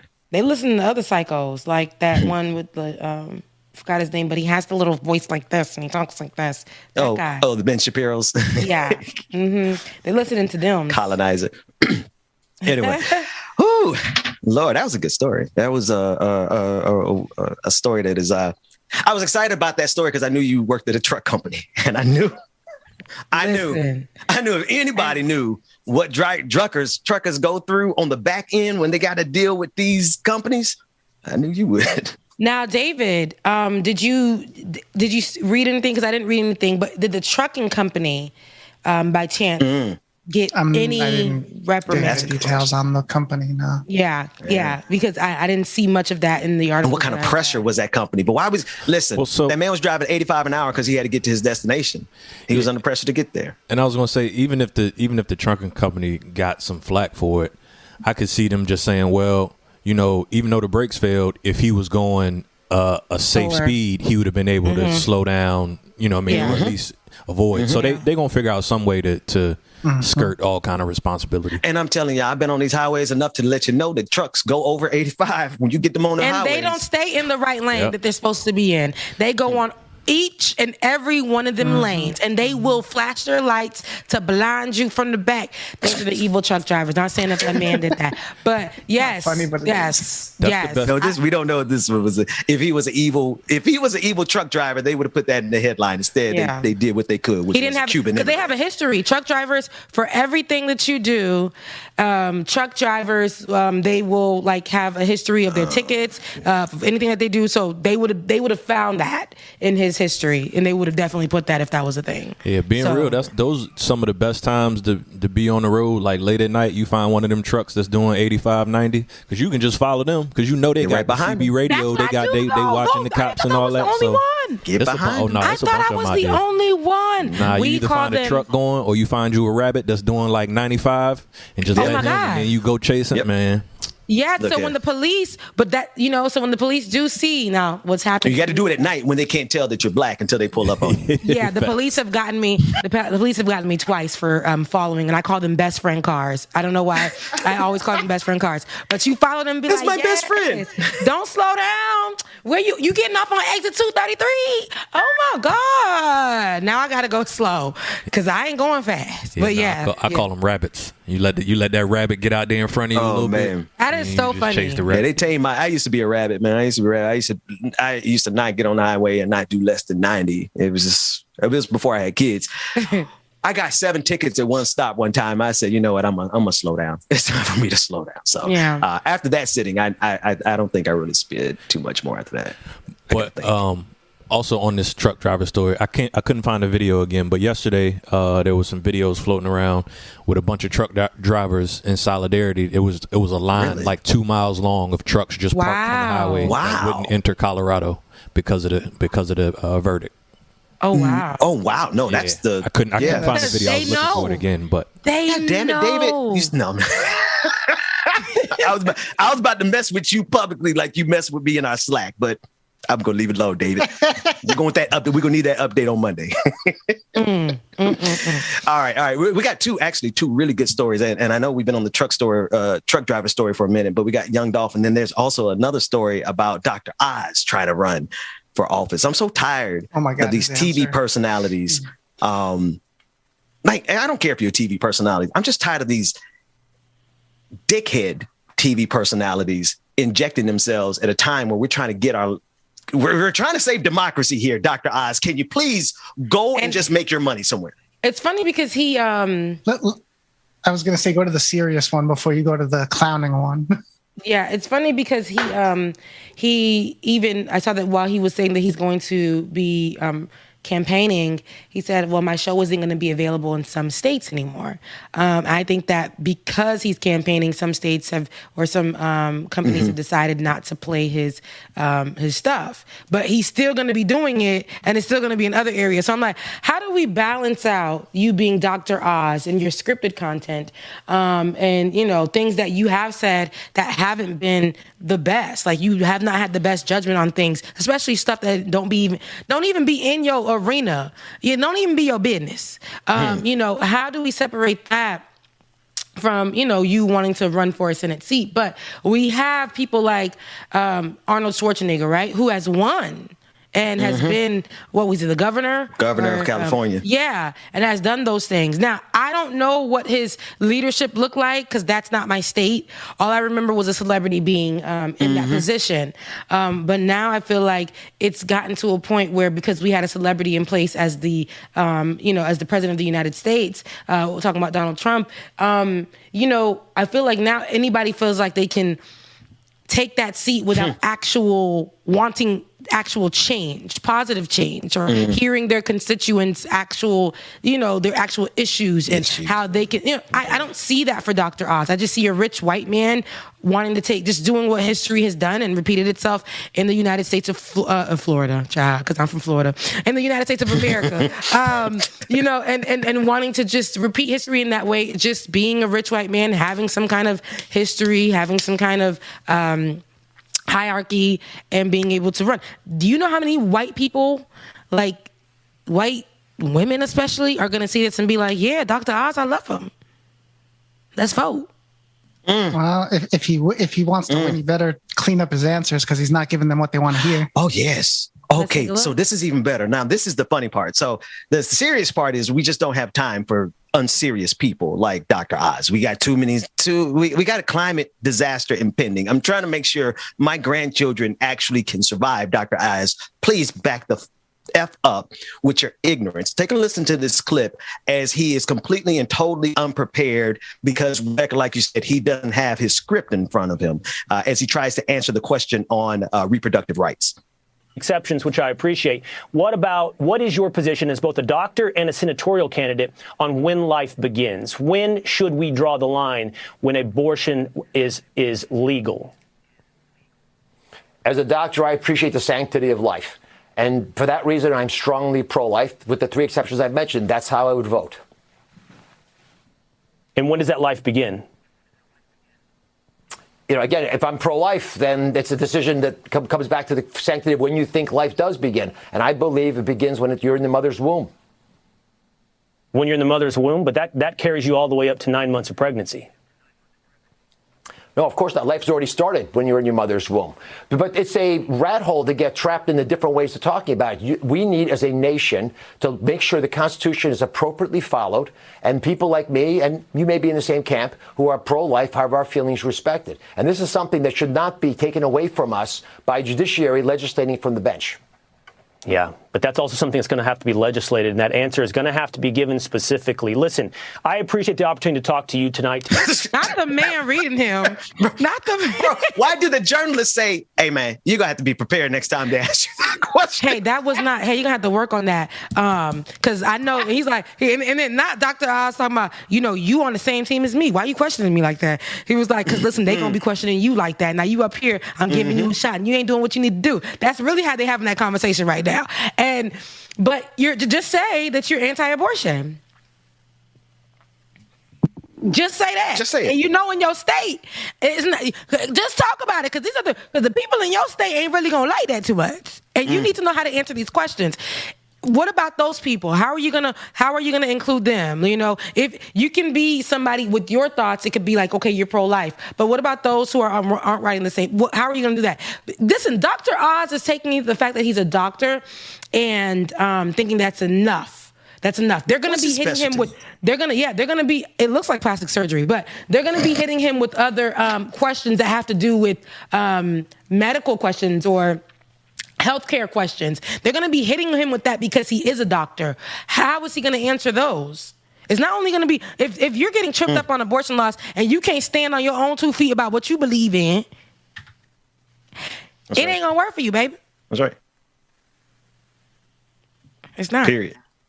Actually, hang on. I had to remember. The bar is Marjorie Taylor Greene. The bar is Donald Matt Trump. Gaetz. The bar is Donald Trump, Boebert. It's actually, he might win because white supremacy ain't sending its best, and Dr. Oz probably impressive to them. They probably, he got a doctor. The bar for us He got Kamala money. Harris. Listen, Rebecca. Listen, I retweeted your little janky tweet this morning. Now, come on. It made you laugh. That's why, because it's funny. It's so funny, but it's true. It's so funny, but it's true. It is so funny. And I only say that because, listen, don't get me wrong. Kamala Harris is a very intelligent woman. Kamala Harris done went to an HBCU. I get all that. Kamala Harris is black. Sometimes when she wants to say she's black, she's Asian. Sometimes when she wants to say she's Asian. Kamala Harris is a person of color. Kamala Harris is a woman. Kamala Harris is all of those things. But Kamala Harris is nothing like the person that was campaigning. I don't see that person. There is nothing I don't see nothing. Now, so and what the tweet that Ben is talking about is yesterday, and it's a terrible segue, but that's the bar for black folks. Because we just be like, oh, this person. Wait, Rebecca, you gonna let me clown white supremacy without having to clown black? I just had to say we all got bars, and apparently they all not high right now. I don't know what we doing. We need to come back together and figure out. Listen, if we're gonna do it like this, we need to at least, What's really going on? Like, hey. But no, the tweet that he's discussing is, and mind you, we're in the middle of really not understanding that our student loans are going to come back in February, right? They're going to start kicking back in. So our credits are going to start doing something shifty. So we're in the middle of all this whole conversation with that, not understanding why their promises weren't kept with the student loans. Now, yesterday, old girl going to come out and tweet as I scroll through my timeline. Yeah, I got it too. If you don't have it handy. Yeah, go ahead. Whatever she tweeted yesterday about electric cars. Said, what was your reply? She said, okay, so she says, when we ask people, this is her tweet. This is Kamala Harris's tweet. You can go on Twitter and go look for it yourself. When we ask people, what's the biggest barrier for them to buy an electric car? The answer is almost always figuring out where and how to charge it. The bipartisan infrastructure law will invest in a network of 500,000 chargers for all Americans for local and long distance trips. What did you say this morning? And I was like, girl, okay, we can barely afford the car we got now because of student loans. And you over there talking about electric cars. Right. Make it make sense. Like, you can't be popping up out of nowhere talking about electric cars. And that can't be the biggest problem that the biggest barrier for American people for you is electric cars. It's money. Money that we ain't got. A barrier for us is we don't. In the conversation. Say that again, Rebecca. We ain't got money. I missed that last part. Oh, no, we don't. We ain't got money. I just think, God damn it, now you're going to make me talk about Kamala. You don't have to, Ben. You don't have to. No, I don't mind it. I'm actually really good at it. Because here's the thing, like, that tweet was so tone deaf. It's extra tone deaf for black people. But it's even tone deaf for white folks. Oh, like, they're the worst. They're the worst. We ain't out here driving no electric cars. And the reason we're not driving electric cars is, one, not only because we're broke, but because this country really is not interested in moving off of fossil fuels. Let's just be real. You're not interested in moving us away from an impending climate disaster because the car industry is still making money with the oil industry and they still stacking up their bricks, right? But the other reason is simply because, well, it's not designed for us to be able to afford cars anymore. America's not designed for us to be able to afford cars because, the price tag is fine. 18% interest rate, 36% interest rate, right? The problem is the system, Madam Vice President, not the lack of. What black person do you know is struggling at night to find a place to hook up their electric car? Girl, tell myself. And then that's the tweet that you come out with after this is what I'm telling y'all. What? Aside from them walking down the hallways of a building that they don't stay in, talking about the White House and just, taking off their shades, you know what I'm saying? Like, that's cute for TikTok. It doesn't work for me in my belly when I'm hungry. It doesn't work for me when the collection calls are coming in. It doesn't work for me when I'm not able to pull up to an apartment complex and say, here is my income every whenever, and this is what I can afford, and can I get a home here? And they're asking me for 3 times that. It doesn't help me when I can't afford my medical bills or I can't get the proper care for my child. Okay, healthcare for my child, or the just asthma pumps. Okay, it doesn't help me when I can't get diabetes medicine. It doesn't help me. It does not help me. Electric car tweeting does not help me. It's not what the people need right now in America. And that is my problem. So when I see people like Dr. Oz and these other politicians, and these politicians that we have put on celebrity status, we have celebrities wanting to get in politics, and then we have these politicians that we're putting on celebrity status. What's happening here? What are we doing? Wow. I understand that they are people, that are going to be popular, and they're going to be, that's naturally that comes. But the fact that they're doing more celebrity than, any promises on their what they campaigned off of, I'm talking about these politicians, it doesn't make any sense to me. And the fact that they're giving room for celebrities to come and take the seats that they were trained to fill is giving me pause for a cause. Cause for a pause. Yeah. Cause for a pause. Damn it, that was a hell of a juxtaposition, Rebecca. You got celebrities trying to become politicians and politicians being treated like celebrities. What a word. After party, patreon.com/like it or not, or patreon.com/the BPD show, whichever one you're a patron of. If you're not a patron, go to patreon.com/like it or not and become a patron today. We don't have a patron party tonight because we're going to keep it public. All right, that's cool. Yeah, we should probably just stay public. Oh, we're going to 10:30 today? Because I forgot to tell you, I got to go. You got to go? What time you got to go? I got to go. Maybe like 10:15. I have to definitely log in for. All right, so it's not my fault today. No, it's not my fault. It's my corporate So we're gonna go to a quick breather.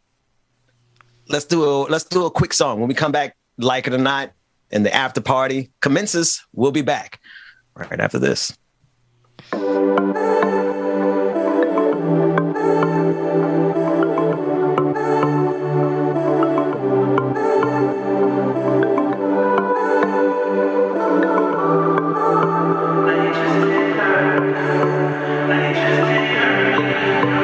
Sticks and stones may break my bone, but your words can't hurt me.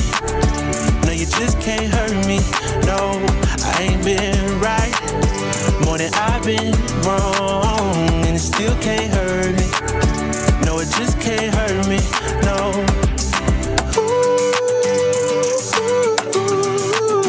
No, you just can't hurt me. No, you just can't hurt me. No, no, no. I know it's hard to be polite, and it's easy being petty. My mama used to tell me, God'll use you when he ready. Man, it's crazy how my brother said it could have been my cell. It's either prison or a grave, that's what everybody tell me. Man, life ain't a beach, it's a female dog. I'm staying 10 toes down, though I still might fall. Oh yeah, now I done came through, knocking pictures off you all. Cause loving people who persecute you, it's still a tough. So be a light up on my path and a lamp under my feet. I know my faith strong, but my flesh still kinda weak. When that victory be looking like the verge of defeat, and I feel that disrespect, help me turn my other cheek and say sticks and stones may break my bone, but your words can't hurt me. No, you just can't hurt me. No, I ain't been right more than I've been wrong, and it still can't hurt me. No, it just can't hurt me. No.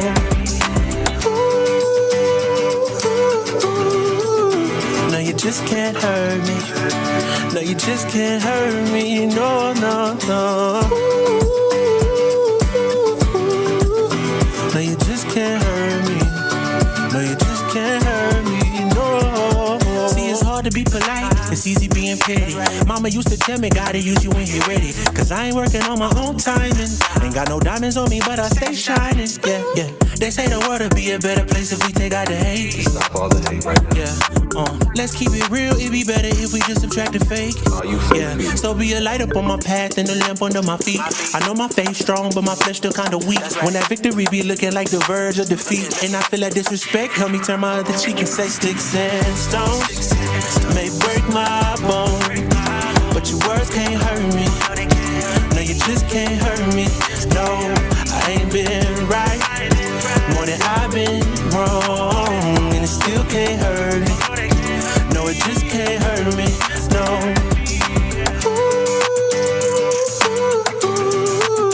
No, you just can't hurt me. No, you just can't hurt me. No, no, no.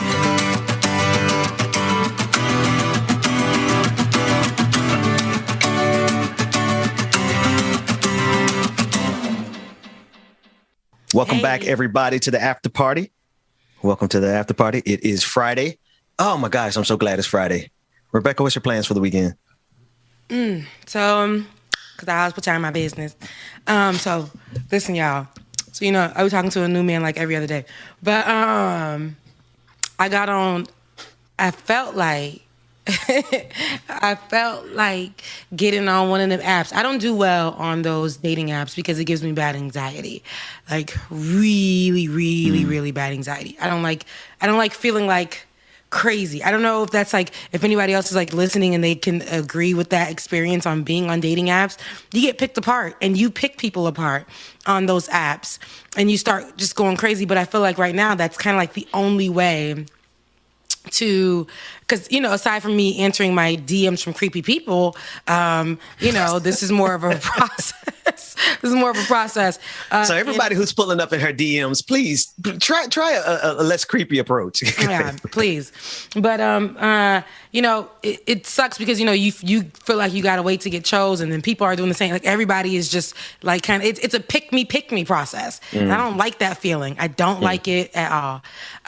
But every time I do get on these apps, it'd be the first person on there, and I always find a good experience. So I ended up meeting with have not met with, but I met someone on there.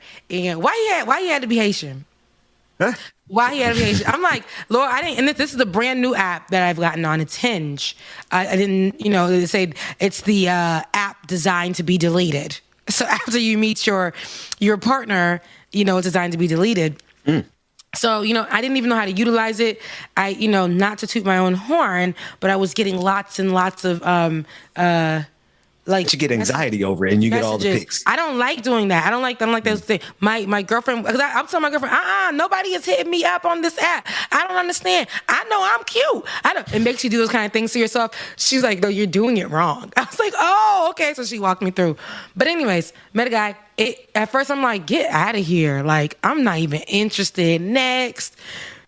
All of a sudden though, our conversation really blossomed into something great, like really cool. So he cute too. So he tall. He like. I was gonna say, how tall is he? 6'3", 6'6", 6'4", whatever. Yeah. But because we know you're not talking to nobody under 5'11" in the house. You better be careful on them dating apps, man. You gonna you gonna go meet dude and he gonna look like Jerry Lewis and have some people locked away in his closet or something. But see, this is the thing about these apps. Like, I don't go on like Tinder or whatever because I feel like it's so easy to catfish on those apps.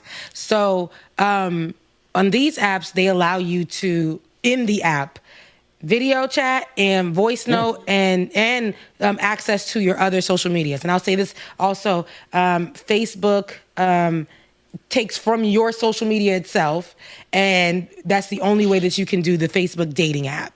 Like that's it. So you'll know if that person is there. Now on these other apps, I don't know. And like I said, I don't last on these apps more than probably like a month. And I'll probably go back every few months. You go and find what you need and get off. The messages. Or sometimes it overwhelms me and I get crazy, y'all. Y'all know I already get crazy. I start like getting super crazy on these dating apps. Like, oh my God, like what would I write back? Like, hi, Merry Christmas. And it's like literally Halloween. Like weird, like just weird. And then they're like, yo, you a journalist? And then I like, so what's your last name? I don't want to give you my last name because if you Google me, you will find me. And I don't know what you're going to find. But I did. That's right. I Googled myself the other day and I was like real cute with it. I said, okay. Yes, ma'am. But anyway. I haven't Googled you. I say that to what comes up when I Google Rebecca? Because when I used to Google myself, MySpace was coming up, y'all. MySpace was coming up. But he's cool. He's really cool. So I just want to let you guys know. Look at you. Like you got a photo shoot out here. Yeah, it does look like that because I only put up good pictures. But I don't know. We'll see. I say that to say he's just really cool. The only thing is he's so precise. Like he's so precise. And I love that. I think that's a balance for me because I'm used to like, men just being like, hey, come here. And I'm like, I'm coming. Stuff like that. This one is more like I was reading a book the other day. And in that book it said, twerk that ass, girl, twerk that ass. And I thought it was very philosophical. And I'd be like, okay, Barack Obama. But I think it's, I like him. And I don't know. No, I like him from not meeting him yet. Now, that was, so you asked me what I was doing this weekend. That was supposed to be the plan. But, things came up and good because I was getting a little nervous. But things came up, so we might meet maybe, Sunday or whatever. I don't know. We'll see. He's vaccinated. He's vaccinated. That's important. I just love the way you added that at the very end so that, because you felt like that was coming up next. You felt like one of us was going to ask you if he was vaccinated. But I know, that's good. That's good. That's so cute, Rebecca. I'm over here just blushing for you. nervous and you like. I be a fool, but Ben, you've seen me. Like I be a fool. I be a fool when it comes to dating. Somebody give Rebecca a compliment and she just like. I go crazy. Yeah, I'm like, you're beautiful. Now, usually, like, I get hollered at by guys, and I'll be like, whatever. But if a guy really just comes up to me and like, hey, wow, I was just watching you from across the room, and I just, I'm like, not me. He was looking at me. Like, I don't really, like, I get crazy. But I get a lot of compliments. It's not the issue. It's when a man really just like be like, what's up? Like, come here, like, whatever. I'm like, oh my God, it makes me crazy. Jeremiah, I'm on a show, buddy. Jeremiah, can you take the phone out, please? So anyway, my weekend plans are being a dad, kids, and birthday shopping. Got birthdays coming up. All my babies were born in the winter, so that tells you a lot about me and my wife. But they're in December, and January. December is my anniversary. 2 birthdays in December and a birthday in January. So, like even if money was great right now, I'd still be broke because every year we get hit across the head with all these wonderful babies that God has blessed us with. So I'm not gonna complain. Those are my plans for this weekend, Rebecca. Well, that's good. So what are you getting the kids for Christmas? Well, we've been getting it slowly but surely. We wanted to take them off the computer. I mean, the internet is like, as much as I can guide them on the internet, the internet is crazy. So we bought them some Nintendo Switches and a couple games so that they could get all their gaming. I thought you was like, we got them some books. That's where you were going with it. We bought them some entertainment that's not just so raw access to get anywhere they want to get on the internet, right? So we're going back to like gaming systems and getting them off the web. I know that there is ability to play on the web these games, but I'm not connecting that capacity because there's a lot of creepers out here. So yeah, no, there really, really is a lot of creepers out here, and I'm glad that because a lot of kids are getting like caught up in a lot of the mess. The internet's. Yeah. As much as I can help it, and much as my wife can help it, we're gonna try to protect our kids as much as we can. I mean, you can't protect them totally from everything, but you also don't just throw them out there to the wolves, Mm-hmm. So, that's my plan.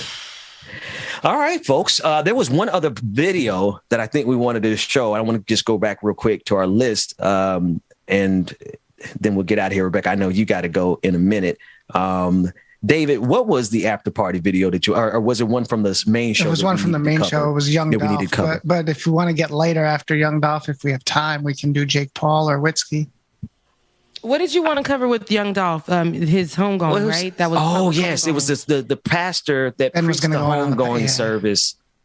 Well, I'm not going to go in on the pastor. I already changed the subject, the title, in case we don't get to it anymore. No, we could do it. We could play the clip. Let's play the clip of this pastor who was giving the eulogy at Young Dolph's funeral. And I don't know. It just, as he made a call for the violence in the Black community to end, he also juxtaposed the violence in white supremacy violence. Let's take a listen to the clip.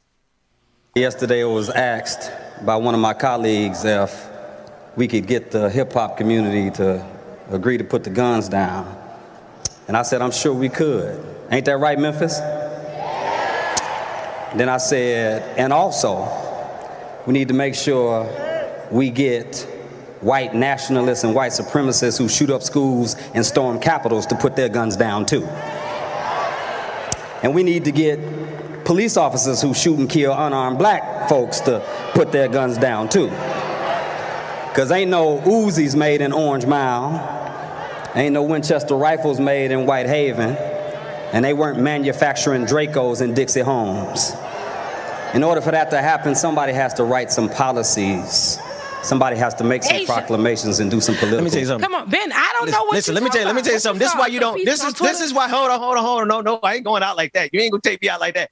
This is why you got to listen to the whole goddamn clip. Because the B part of that clip. Very good point. The B part of that clip, whew, my God. Because they ain't making no Uzis in our communities. No, and I absolutely like that. He was like, I think he was saying, yeah, when they came up to me talking about some, hey, yeah, Pastor, you should talk about, stopping black on black, crime and violence in the hip hop community. He was like, yeah, I can, okay. But if I'm gonna talk about that, let's make sure if we're gonna stick on the gun violence in black communities, we can't miss out of talking about domestic terrorists right here in America, the white ones, the white nationalists. So that's what I was getting from it. Come on, somebody. Pastor was speaking something right there. Pastor was speaking, and we had to hear it all. We did. And listen, let me tell you, this is also the difference between reading the headline and hearing it. Because your boy, when I read it, I was like, when I read it, and the headline stopped at white supremacists, and I'm like, what are we like? All lives mattering? Gun violence? I'm like, this don't matter. You got to hear it. You heard this man preach it. Run it one more time, because the headline didn't do the video service. Go. Yesterday, I was asked by one of my colleagues if we could get the hip hop community to agree to put the guns down. And I said, I'm sure we could. Ain't that right, Memphis? Then I said, and also, we need to make sure we get white nationalists and white supremacists who shoot up schools and storm capitals to put their guns down too. And we need to get police officers who shoot and kill unarmed black folks to put their guns down too. Because ain't no Uzis made in Orange Mound, ain't no Winchester rifles made in Whitehaven, and they weren't manufacturing Dracos in Dixie Homes. In order for that to happen, somebody has to write some policies. Somebody has to make some proclamations and do some political. Hey, my man said ain't no Drakes in this studio. Oh my God. He said a lot. Ain't no Drakes being made. Ain't no Draco. He said no Dracos. I know, but I'm reminded of Drake when he said, I got a Drake in the studio and I ain't talking about me. Listen, I like that when he said what he said. Oh, look, my hinge may hit me up. But I like when he said what he said, that, it also brought in the conversation of these are policies being made. That's right. That's allowing these whites to do what they need to do and for guns to come into the community. It circles all back around. Back in this damn whites. But it's for us to, black folks, to start taking these seats. For us to start writing these policies, for us to start proclamating, So I like I like his facial expression when he was like, "Yeah, one of my colleagues." It was the and also for me. Yeah, it was the. He said, I'm sure we can get them to put the guns down, and also, also, he put emphasis on that. I said, yeah, no. Is there any difference between white and white? Oh no! Yes, there's a very big difference. Because I think every time Rebecca goes with white, I'm going to say just as long as you know your producer is white. Yeah, you're white. You're white. David is white. David is white. Now, when I say white, that's them people in the pickup trucks or those people that. Kyle Rittenhouse is white. No, there's the people in the pickup trucks with the American flags in the back the truck that say F Biden somewhere on the. On the trucks, and you got a pickup truck. They probably got a Punisher skull with it. Yeah, I got a pickup truck. You got a problem with it? Where the baby gonna sit? Baby got a seat right in the back seat. My pickup truck. Oh, you got the ones that have those. Oh yeah. You got an F-150. Oh, you got money. Look at me. That's a large. I got to haul stuff, man. I got to haul. I got equipment to be lugging around. That's true. That's true. You be carrying around a lot of stuff, boy. Okay. Yep. Duh. All right. Well. But there is a difference between. Well, I be getting in trouble when I try to end the show, so I'm not going to try to end the show. Rebecca, try to end the show and see if you could do it without getting in trouble. No, nobody cares, Ben. Nobody. They don't care today. It's Friday, and they want to go. I'm pretty sure that when I said I got to go early, they was all like, "Shit." Yes. Except for David. When Rebecca said she got to go, she got to go.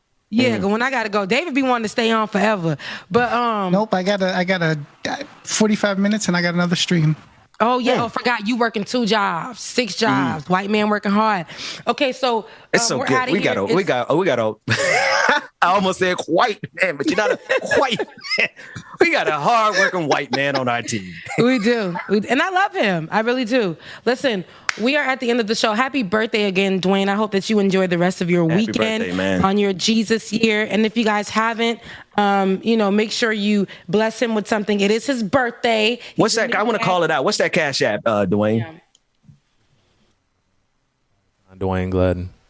$ Dwayne Gladden. Hey, and y'all, look, the chat was throwing it up, but give Dwayne another happy birthday. Say real quick. I've gotten a couple requests for some money. So if you really need it, send me a message and tell me why before just requesting some money, and I'll think about it. But wait, you look at Rebecca's face. I ain't gonna call no names. But if you really need it, send me a message as to why, and I'll consider it. But I'm not just going to approve requests blindly. Who's requesting money? They're requesting your money before you even get it. God damn. Can he get it first and then I'll request it on Monday?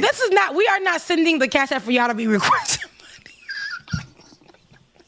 We're sending the cash apps because we are a working class show pulling off some miraculous stuff. And this is my boy's birthday. Y'all send that man some love. Why y'all messing with him like that? We did not send I don't got no problem helping people out that need it. You know what I mean? No problem at all. But I'm just not going to be hitting accept blindly just for requests for money. So. Oh, man, that is hilarious. They said it. Listen, bro. Probably a troll. I get requests all the time. I still got PayPal requests from some folks. I don't be on Cash App. You're going to get it as fast as Sally Mae gets hers. No, I just look for the number on the bottom left because that's where you got to click on the cash out, and that's it. I don't look for nothing else. Thank you to everybody who's sending, but I don't look for nothing else. So honestly, go ahead, give your cash out one more time for the people. $$ Dwayne Gladden. I'll say it, man. I got you. $, Dwayne Gladden. And I ain't got no shame about this. As much money as they be sending in super chats to these white supremacists on YouTube, y'all run my team some cash apps and bless them on their birthday. Period. We appreciate it. We appreciate it. And we love y'all. I love you. I love you guys, and I mean that. And I love all of you guys. Happy birthday, Dwayne. Listen, go enjoy your weekend, David. Ben, you enjoy your kids. And enjoy your date on Sunday. Yeah, hopefully Rebecca. I will let y'all know because I'm going to be real cute in these streets. I got to go get some new hair. We're going to have updates on Monday. Mm-hmm. Yeah. We all looking forward to it. We'll see. I might be like, y'all, I got Catfish by Gary Coleman. Don't say that, Dwayne. Don't say that. Now listen, if she come back and don't say nothing.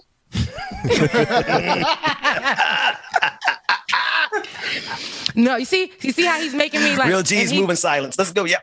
That's true. He's making me blush now. So if I come back with a little attitude on Monday, don't say nothing to me. Don't ask about it. Don't do nothing. All right. Love you guys. Mean it. Love Bye. it. Take care, everybody. We'll see you Monday. DJ Exclusive is back on Monday. We'll have a good time. We'll see you there. Y'all know who it is. Y'all know the voice. Y'all know the sound. It's your boy James with the DJ Exclusive in the building. Good morning, everybody. Good morning. Y'all make sure y'all stay tuned, man. We got one coming up next on the Benjamin Dixon Show. Little baddie, cashing big checks. I bought the whole block out. Now that's a big flex. No, sir, it is Peeping out my Uber window like what's next. Got new levels and new devils out the wazoo. Ain't no worries, life gets better when you find you. And if you mind you, peace will abide and hide you until it's time to start a Pastor Anthony Galloway, man. Grown, ain't got no curfew. Who brought the bad vibes? Tell that bitch move. Walking all in my ear, that's a bitch move. Press that I arrive. Laura Strada, good morning. KFC, Jeremiah, Lily. Promises manifested. Show them what's going on. Tiger, what's going on, Tiger? Bunny Rabbit, I'm so high. Okay, buddy. Juanita, good morning. Jonathan, Esther, on and it goes. Jealousy, you should subside. I think it's time to turn that mirror on you. Put it up close for a clear view. Shay, good morning to you. Deep down inside. Williams, good morning. And soon you will find a pretty soul that needs more shine. Waterstones, good morning. Kareem Ransom, good morning.